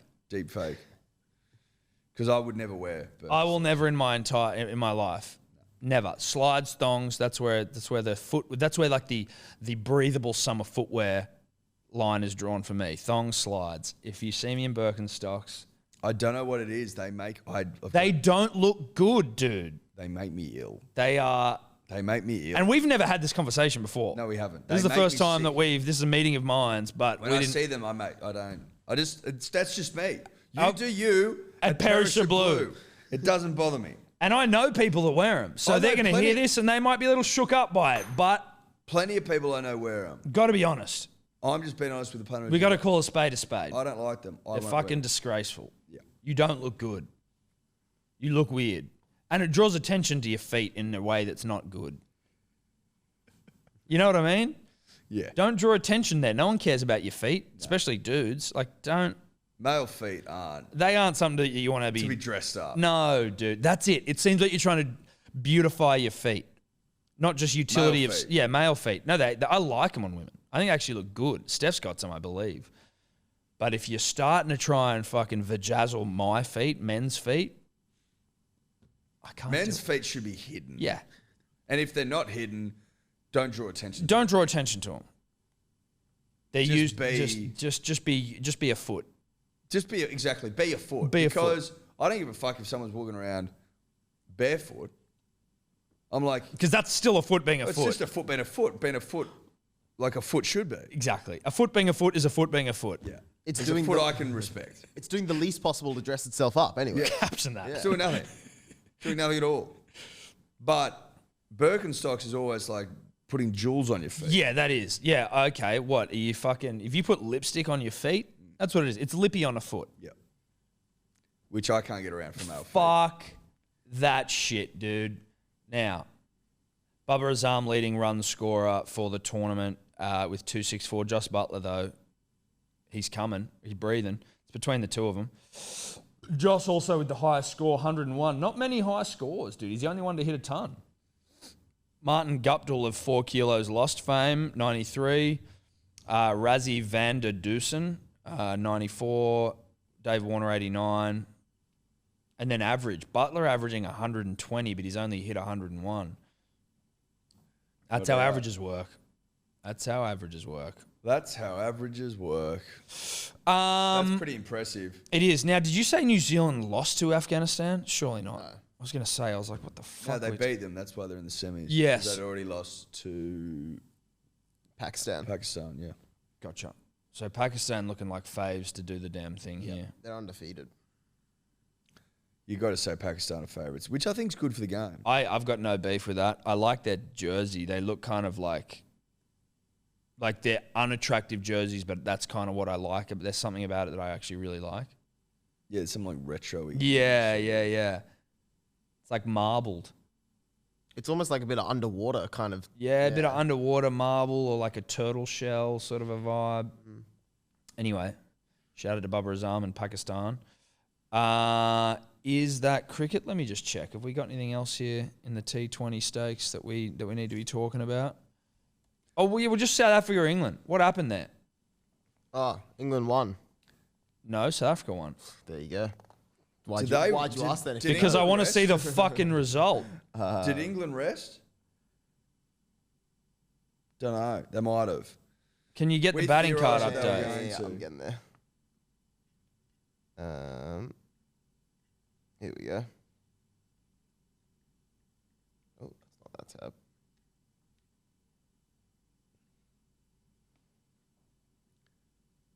Jesus Christ. 189. It's impressive. That's what they got. Were they chasing that or they set that? No, they set that. They set that. That's a big fucking... Go to England's scorecard. Jason Roy retired hurt. Butler 26, right? So they had some like contributions, but it was... Well, yeah, Rabada bowled a hat trick in the last over. Ah, did he? Yeah, those last three. All in the last over. They needed like 14 to win or something off the last over. And he got a hattie. Yeah, he got a hat trick. Oh, shit. That would have been a great game to watch. That would have been sick. You can see it all on KO, their KO minis, to catch up, which I didn't do for this game. And what was the batting card for South Africa? 34-94 to Van der Dusen. Yeah, right. Impressive. And 50 to Marco. 94 of 60, 34 of 27. Love it. Love it. But at the end of the day, stiff shit South Africa, you're not in. Yeah, you're out. see you So, losers, and shut then up. fuck the Poms. They're going to go in now like with a, you know what? They lose just before the semis, and they lose to New Zealand. Love that. When is, Dave, when are these games being played? The next two, the semis? We're on the 11th, and I think they're the night before on the 10th. Okay, so that will be Thursday night and Wednesday night. Yeah, Wednesday night is England, New Zealand. Sick. Thursday night's us, and then I will be watching. then the I haven't been final- as into a fucking T20 tournament as this one. I've loved it, mate. It's actually been fucking good. You just got to pay attention. That's all we got to do. That's all you do. gotta And it's pretty do. easy to do. It's pretty Those fucking- are the KO minis. Correct. Thank you to KO Minis. And we've got the World Cup here next year. Better believe it. KO better it was be supposed sending- to be here last year. Yeah. Then it got cancelled Moved. because it was postponed and then moved entirely. Yeah. But we get it back next year. We should be getting sent to some games for KO. I think we will. I think they almost certainly will be. That just seems like a smart footy. To Make smart decisions. Play eyes up footy. Yep. That's cricket, Eddie, I think. That's it. Shout out to KO. Let's move on. Eddie, now you will remember one great Australian by the name of Casey Stoner. I believe two-time MotoGP world champion.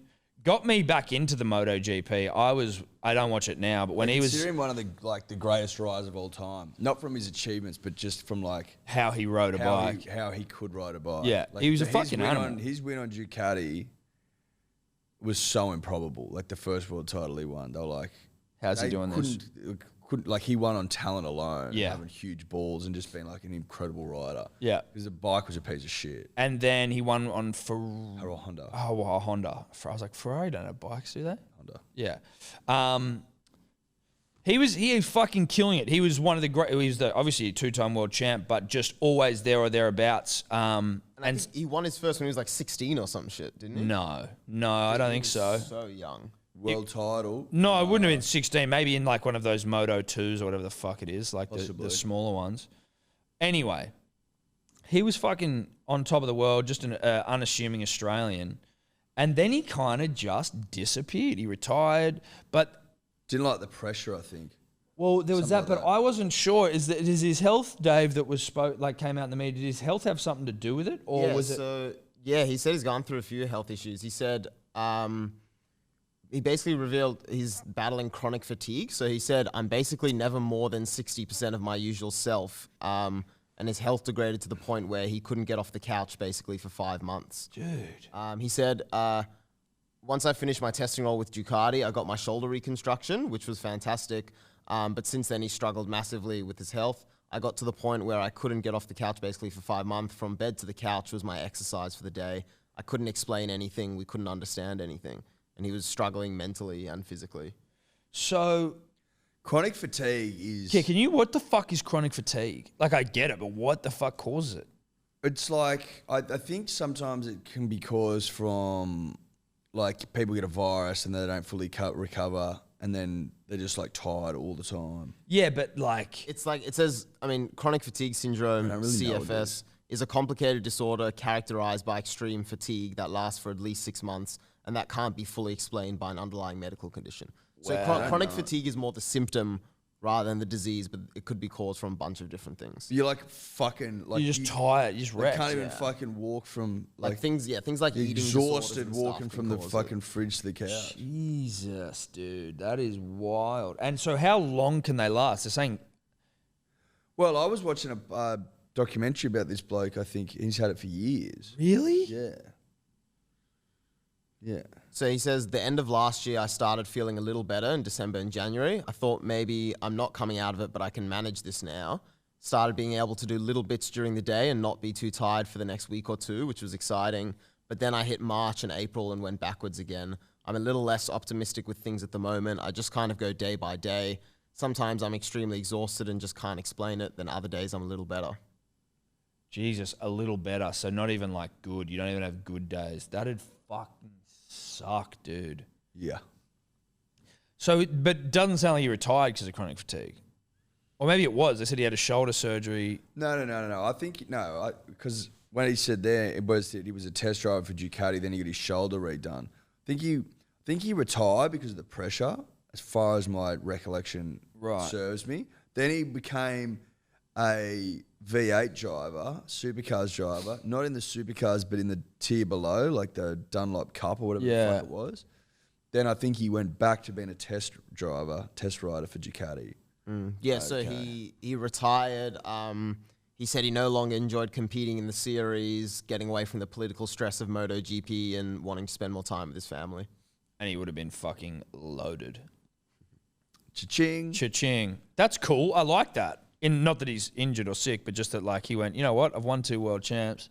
See you fuck, later. get a heap of cash. Let me get the fuck out of here. Yeah, exactly. Mate, I hope he's all right, though. That sounds fucking awful. That's scat.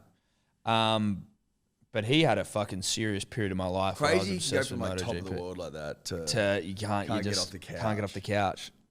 Isn't that fucking wild? Just the way life the life dictates, bruh. As much as you think you might have a handle on anything, You get a handle on nothing. got a handle on nothing. Really? He was Young Australian of the Year in 2008, and he's got an Order of Australia when he was like 30. Of course he does. He's one of the greats. Yeah. And he's already in the Sport Australia Hall of Fame. Jesus. And, So he should be. And he has a turn named after him at the Phillip Island Grand Prix. Oh, love that. He won that quite a few times, I believe. Can you go to his career stats? How many wins he had? Yeah, I'll have a look. Before we get to some dribbles? He met his wife when she asked him to sign her stomach at one of the events. That is beautiful. And like what he saw, like the stomach. Well, can you sign my stomach? She's obviously a MotoGP, like fucking absolute mega fan. Casey to sign the arm, he's gone, or the tummy, he's gone. Why she picked tummy as well?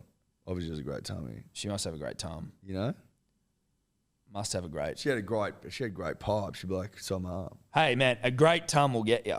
Yeah, tums will get you. Tums will get you, dude. Don't fucking discount a great tum. Don't sleep on a tum. No, you can't.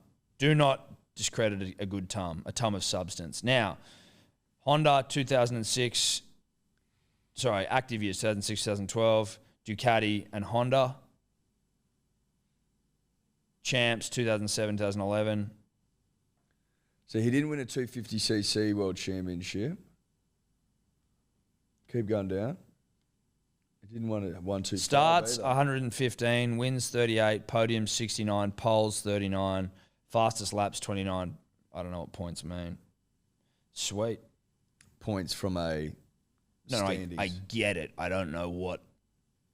Is No, it's 1,800 just- points good? It's just because you told me you don't know what points mean. Right. What I'm saying is I don't know how to Interpret that. interpret 1,815 There's points. no context for you. Or for you. There might have. It would be nice if they had like a little like all-time list number next to it. Points per race. Points, fucking. No, what's as it in like worth? this is where they sit on the all-time list. All-time, yeah. If he's 700th, do I give a fuck? No. I don't. And he wouldn't be very high up the list because he didn't race for very long. Or if you did points based on races He's only in competed. the MotoGP for 7 years. There you go. There you go. All right. Shout out to Casey. Shout out to Casey. Should we dribble? Let's dribble. We've also been getting fucking pounded by a few salty Scottish fucking fans who were saying that the Wallabies lost to them overnight. I didn't see the game, so I can't comment.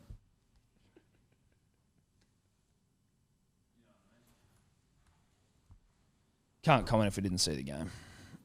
There's every chance we won it and the guy's lying, Yeah. All right, ready? As ready as we'll ever be. Let's go. Tom, Eddy, Dior, Ash, Dribbler here. How you going? Just on the cow/cattle yarn that you were having earlier in the week, I had my own cow yarn. I just wanted to share. So I was at my ex's house at the time. We were in Singleton and fucking get to the bottom of her 15-kilometre driveway to go and get food, I'm assuming. And anyway, there's this one cow that's sort of on the other side of the cattle grid close to the road. And we're thinking, oh, far out, this cow's definitely not meant to be here. And I'm also fuck, I'm too hungover to be able to deal with this. Not entirely sure whether Farmer Pete, her father, was called to the situation or whether he was in passing or whatever. But anyway, he gets there and he's like, guys, you need to fucking like box this cow in so we can get it back. And now we're in Singleton and I've got no shoes on because I'm about to go through Singleton Macca's drive-through. This place is fucking covered in bindies and we're trying to corner this stupid cow. Next minute, it does like an equestrian horse jump over the cattle grid. Like, it was impressive. Like, it was sort of bouncing around, spooked by us. Next minute, just absolutely glorious jump over the cow grid, back into the backyard. Everyone's happy except for me because I've got 50 million bindies in my foot. And it's happy days. But I'm just, like, my main question is this the type of cattle that Newcastle should be signing? Because Singleton, like, it's not actually all that far, probably about an hour's drive from McDonald Jones Stadium. So I don't know whether they want to sort of maybe get in contact with that cow. But yeah, just would love to hear your thoughts. Thanks, boys. Be you soon. It's an impressive cow. I mean, it sounds like an agile cow. If you jump the cattle grade. Yeah. I'd certainly think that Newcastle could do worse than to at least just have a look at him. Well, I'm hearing, that's probably the way forward for them, put it that way. And, I mean, listen, Ash... Was that Ash or Peter? Because it's Ash, yeah. They are the Dribbler. It's Fun Fresh Footy. It's their podcast, I think. Check it out.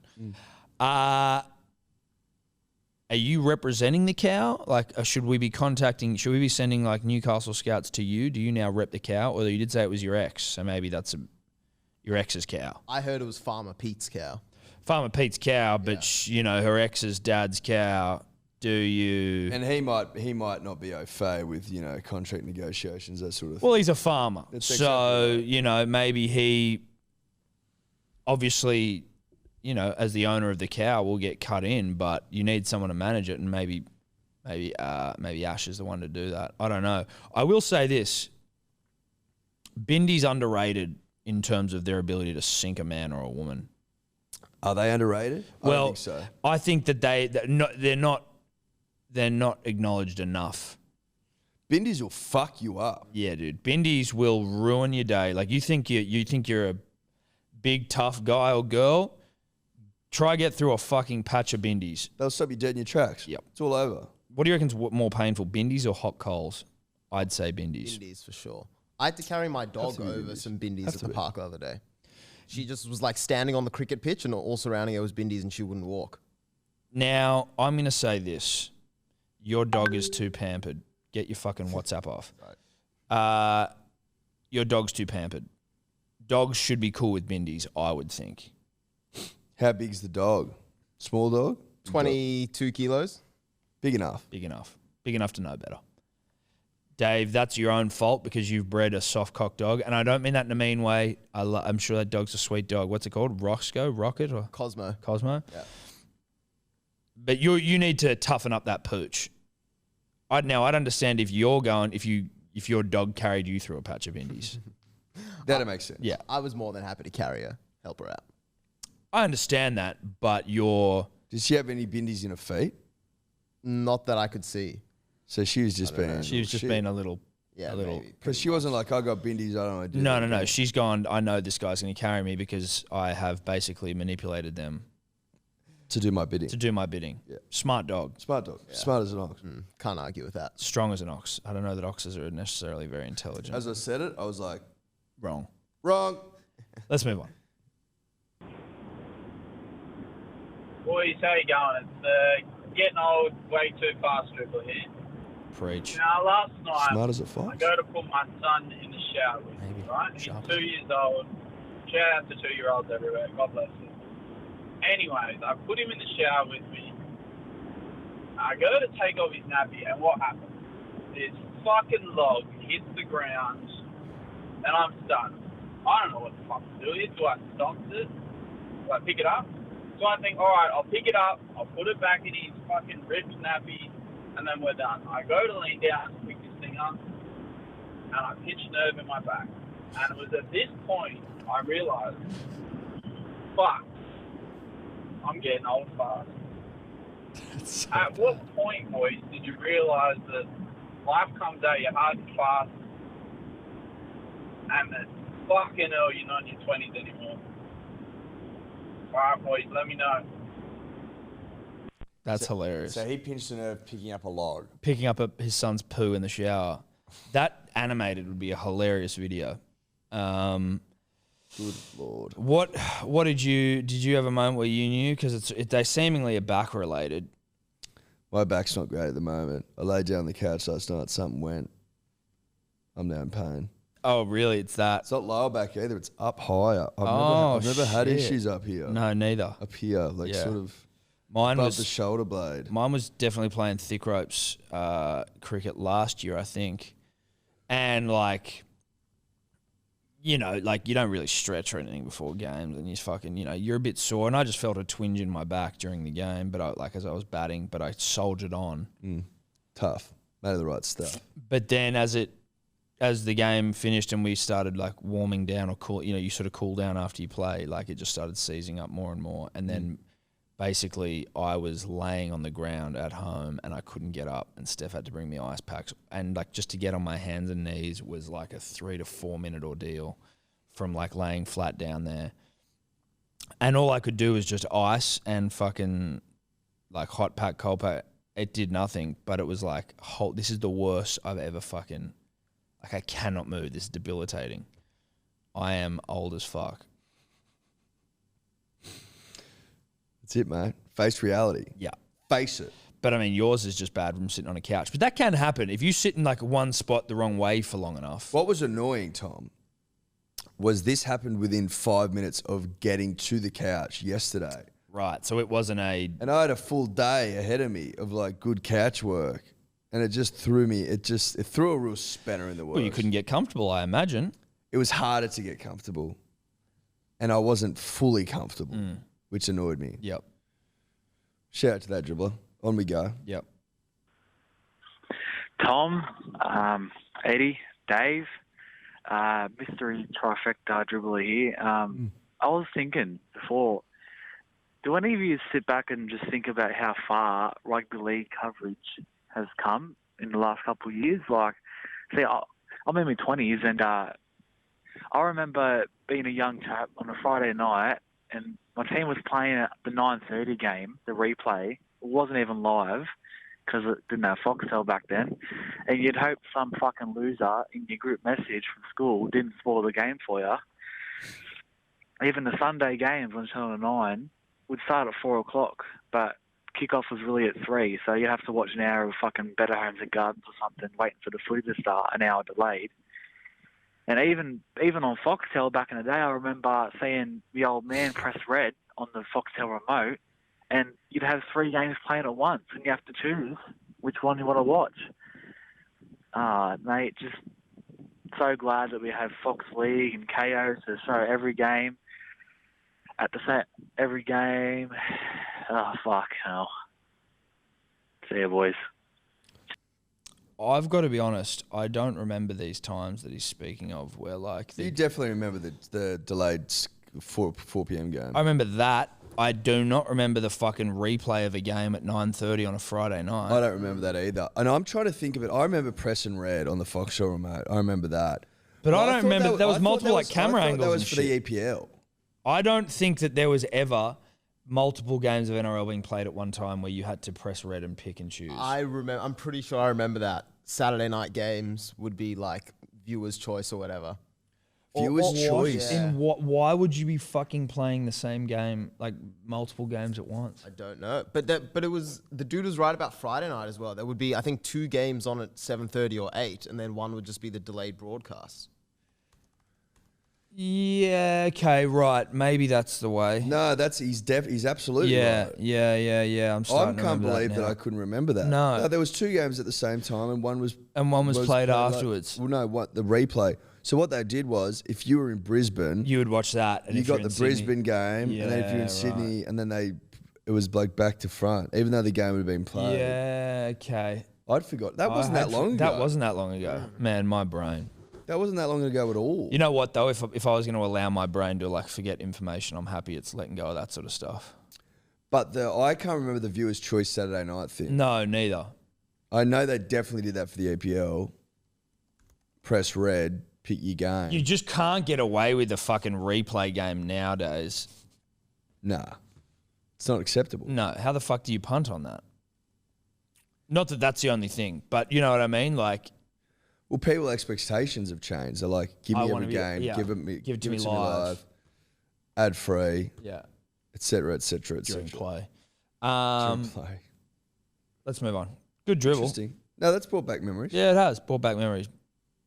That Sunday afternoon thing fucked me off more. Yeah, well, that was ridiculous. Unbelievable. The whole thing was ridiculous. Why wouldn't you just give it to us live? What the fuck's going on? Because the idea was this. They wanted the 4 o'clock game because it's a perfect lead into the news. So they wanted the game to be on TV at 4 o'clock. However, there was some feeling that fans didn't like games that started at 4 because it was dark by the time it finished. Yes, I get that. But so now it's like, shut up and cop it. Yeah, shut the fuck up.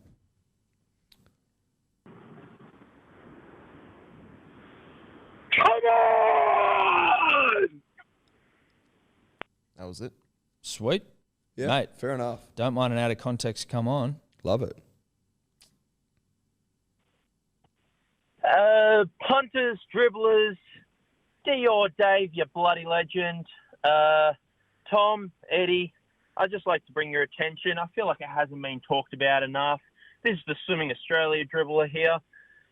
Our great man, King Kyle Chalmers, breaking a world record in 100 freestyle at the World Cup.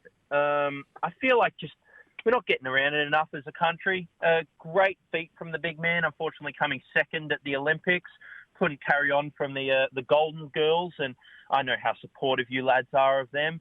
So just wanted to shout out to him. Also, I was thinking in the interest of Manly Sea Eagles and keeping their list of achievements for the year and their trophy cabinet full.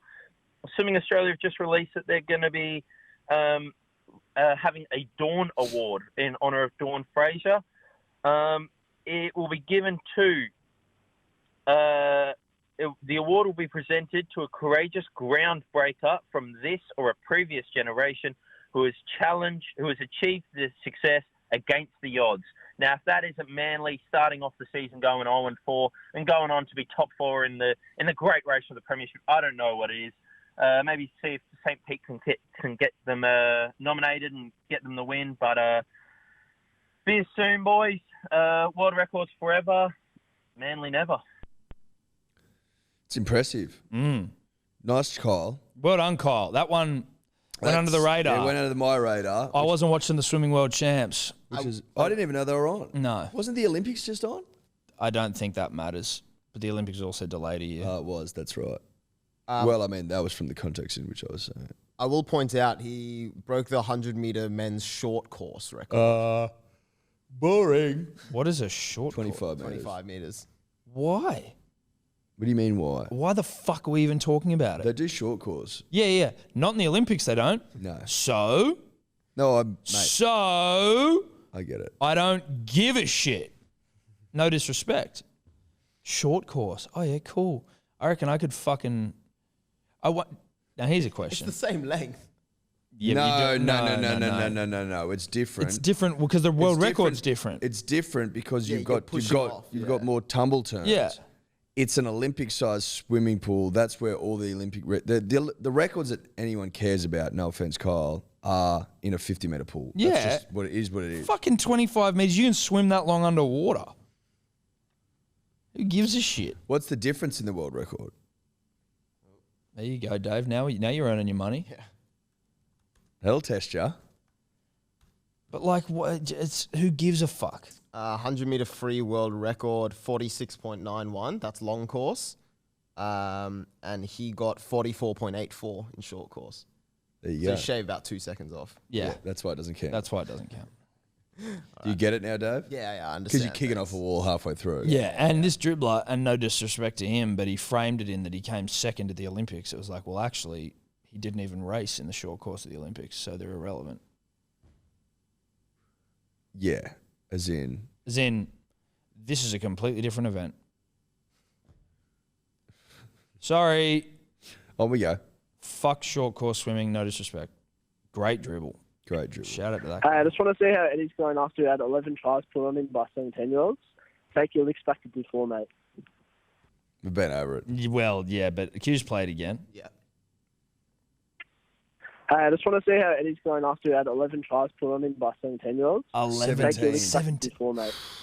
Now, in fairness to you guys, 17-year-olds are fucking prime. We for- said 18, 19, 17. Fuck. They looked young.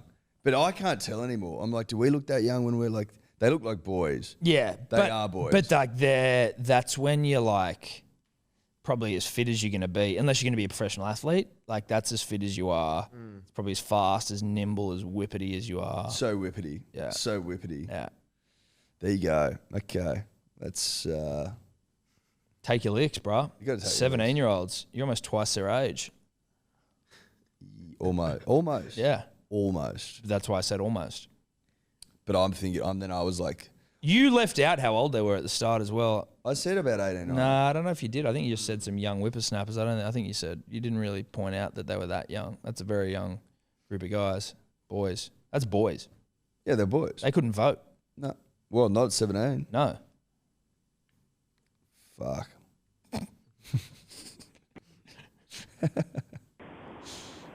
Tom, Eddie, Dior, Dave, punters, and the dribblers.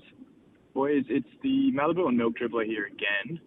I'm just here sucking on my blackberry eye get, and I just had a thought. Like, I know Denon talks about doing an NRL combine, but like, boys, I'd love to hear thoughts on maybe a dribbler combine when things start to open back up. Like, maybe get your 5 best dribblers from each state, get them down to Sydney. You know, I don't hate do this something idea. special. I'd love to hear your thoughts on some of the events, boys. I reckon it'd be a good laugh. Cheers, boys. I don't hate the idea. You just got to have like, Dribbler events. yeah, well, but you could have like all the similar sort of events, but you just have to you have to guarantee that people are shit. You know what I mean? Like, you're not giving it to fucking. Oh, yeah, but I don't know if these are like sports events. I feel like they're like, you know, They how don't fast can you polish a schnitty or something? You could do. I think you'd want some. You could. Well, I don't think all. I think No. maybe 1 or 2, like the 40-yard dash and shit, vertical leap. Yeah. Or you do a But you 100 would metre want- dash. I think you you do would- 100. We're Australia. Fuck the 40 yard. But you'd want dribbly events in there. Yeah. For sure. Yeah. What they are, I don't know off the top of the dome. Send in your fucking. If we did a dribbler combine, what would the events be? And maybe we'll put that up on the gram, see if we get some responses. It would almost have to be something like, can you name like every test player? How far back can you go? Yeah, Or but you you got to can't have things a remember. bit physical, I think. Yeah. They've got to, even if they're like dribbly, you've Bit of got to both. be, yeah. But like, you know, you want it to be good content for you to be able to see. I don't want to sit there and through like a fucking test cricket spelling bee. Yeah. But maybe it's like, you know, spell Trebojevic. You could do a dribbly spelling bee now I think of it. Dribbly spelling bee would be funny as Yeah. fuck. Anyway, I like it though. Send in, and we'll put it on the gram as well. But your dribbler combine events. Send them in. Send them in. How many we got, Dave? I'll check after this one. Sweet. Tom, Eddie, Dior. I just like to leave a dribble about. I'm just listening to the Thursday pod talking about dads, and leave a story with you. I was playing, I think it was under 15s cricket on synthetic, bin long oval, and I was one of the fastest bowlers in the comp. Just charged down, bumped me, and ended up hitting me in the head. He littered me, and Dad was standing at square leg, just doing square leg duties. I look over to him after being rattled, and he looks at me and goes, "Just fucking hit it." But you know, I shook my head. Next ball nicked off behind, and I was out for about 3. So yeah, that was about it. He wasn't too happy with me after on the ride home, but yeah, when you get littered, there's not much you can do. So anyway, thoughts? See you soon. Look, specifically on that, Sounds like Dad just doing his job to try and look. Your dad found out very quickly that you're not made of the right stuff. You're never going to be a Test cricketer, and that probably Dad's like unconditional love for you probably ended that day. Well, I mean, and then he's just digesting that on the car ride home. Yeah, you know what I mean. Yeah, that was probably the point in his life where he realised that his son wasn't made of the right stuff. Yeah, he was never going to go on to great heights, things, achieve great things. Yeah. And he's digesting that in the car on the way home. How do I feel about that? Yeah, okay. All right, so my son is a beater. He's not going to achieve anything from a cricketing standpoint. Look, that's a tough thing for Dad to come to terms with. I heard a great story the other day. Pairs of grade cricketer fame. If you're up late and you're watching the cricket, check over on fucking Grade Cricketer YouTube because they're often doing like companions as well. They were doing one the other night for Australia Windies that I was watching. It was very funny. And I believe it was that one. And Pez was telling a story of how his old man said if he got it, I think his old man was umpiring the game or he was the coach of his team. But he goes, mate, if you make 100 a day, I'll get you a new bat. And then he was like, fuck, righto. So he's doing the damn thing. He's on 75 and his old man retires him. Fucking retires him. I'm like, that is wild. Serious? Yeah. That is fucking insanity. I was like, that is like... What, taking too long to get there? I don't know, but like that's such a fucking... That's a shifty move from Dad. That's shifty as fuck. But well played. I respect it. Yeah, I respect the hell out of it. But it's shifty. That's probably the way you steal your son, though. Yeah, as in you steal them for like life's not always... Oh, you steal, yeah. Yeah. Not stealing them. No.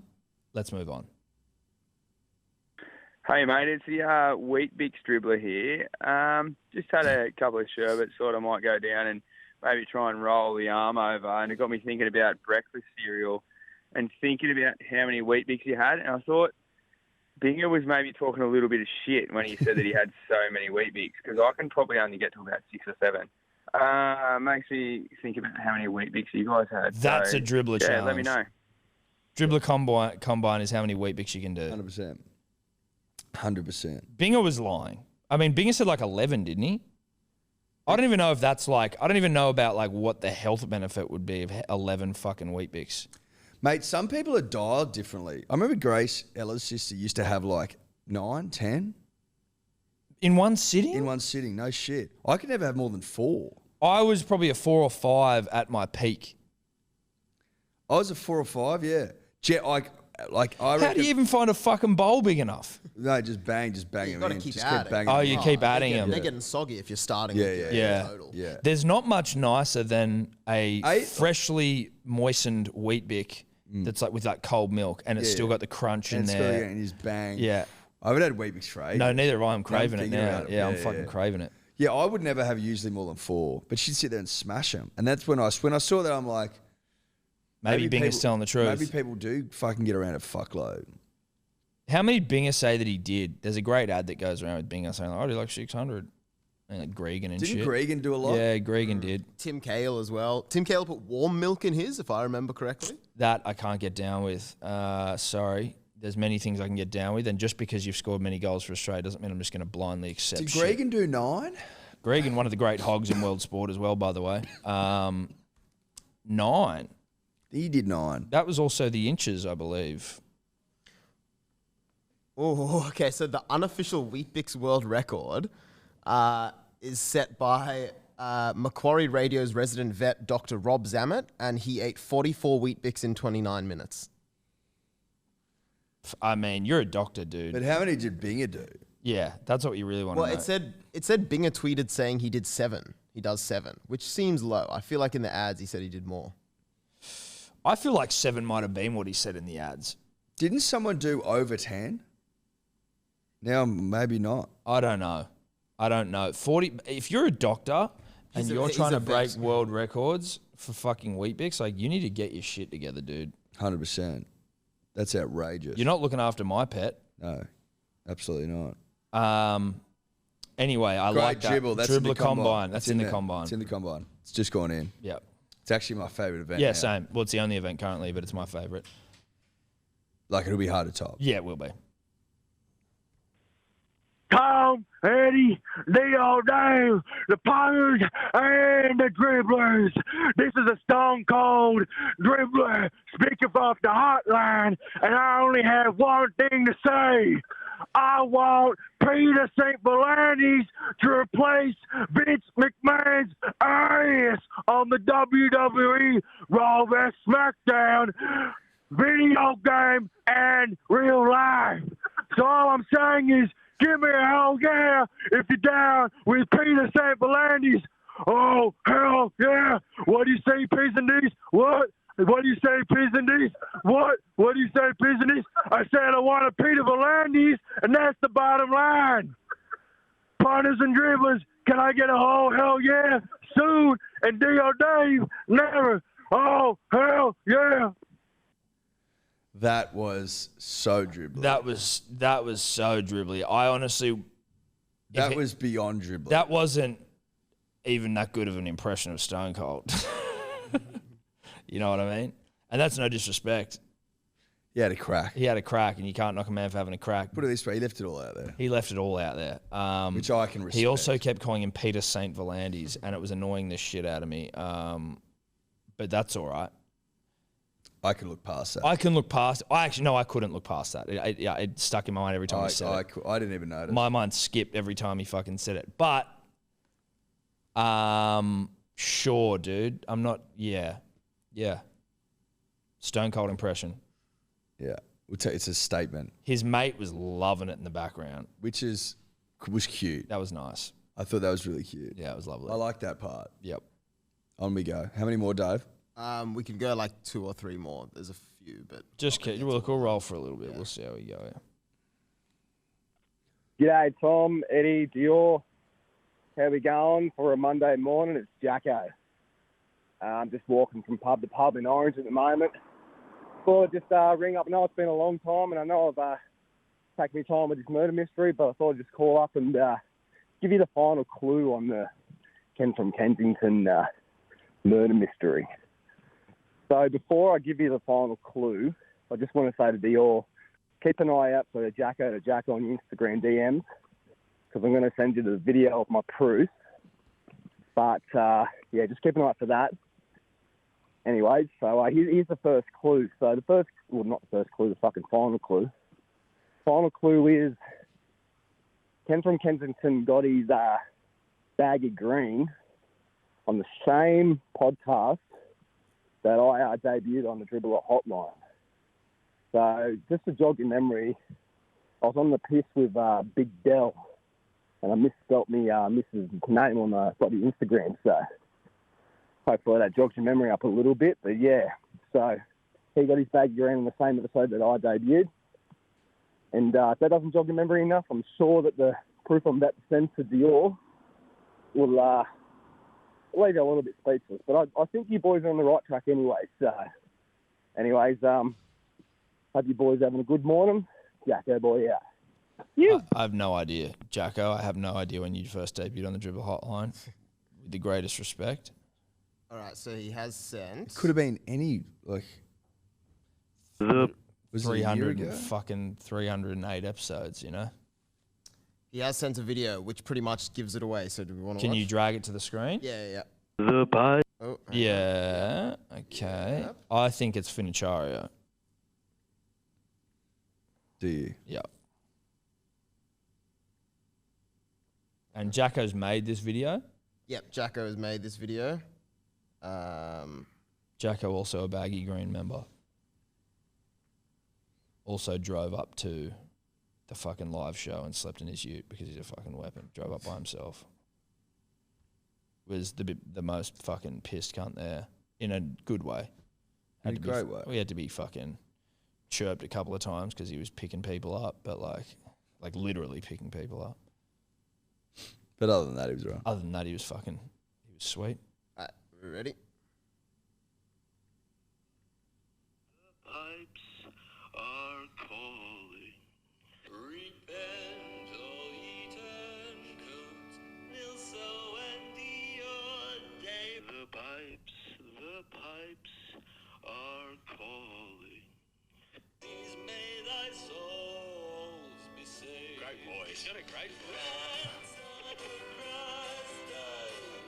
Is that Fincher? So, yes, this is Finicciario's Christmas carols. I didn't mean to expose you like that, but she's out, mate. Fucking sorry about that. But yeah, don't stop doing Ken from Kingston, brother. Fucking love you big time. So now that doesn't to me seem like he's outed him. That seems to be like that's what he thinks based on his. No, he's made up his mind. Yeah. He's like, that's exactly who it is. Yeah. He's like, I don't. That's detective work. Yeah, it's great detective work. But it's not proof. It's not him outing him. No. It's him going, This is who I think it is. Based on this reason. Yes. Now, Finicciario. Has he gone quiet? Ken from Kensington has. I assume, Dave, you're running the fucking... Yeah, and haven't heard from Ken recently.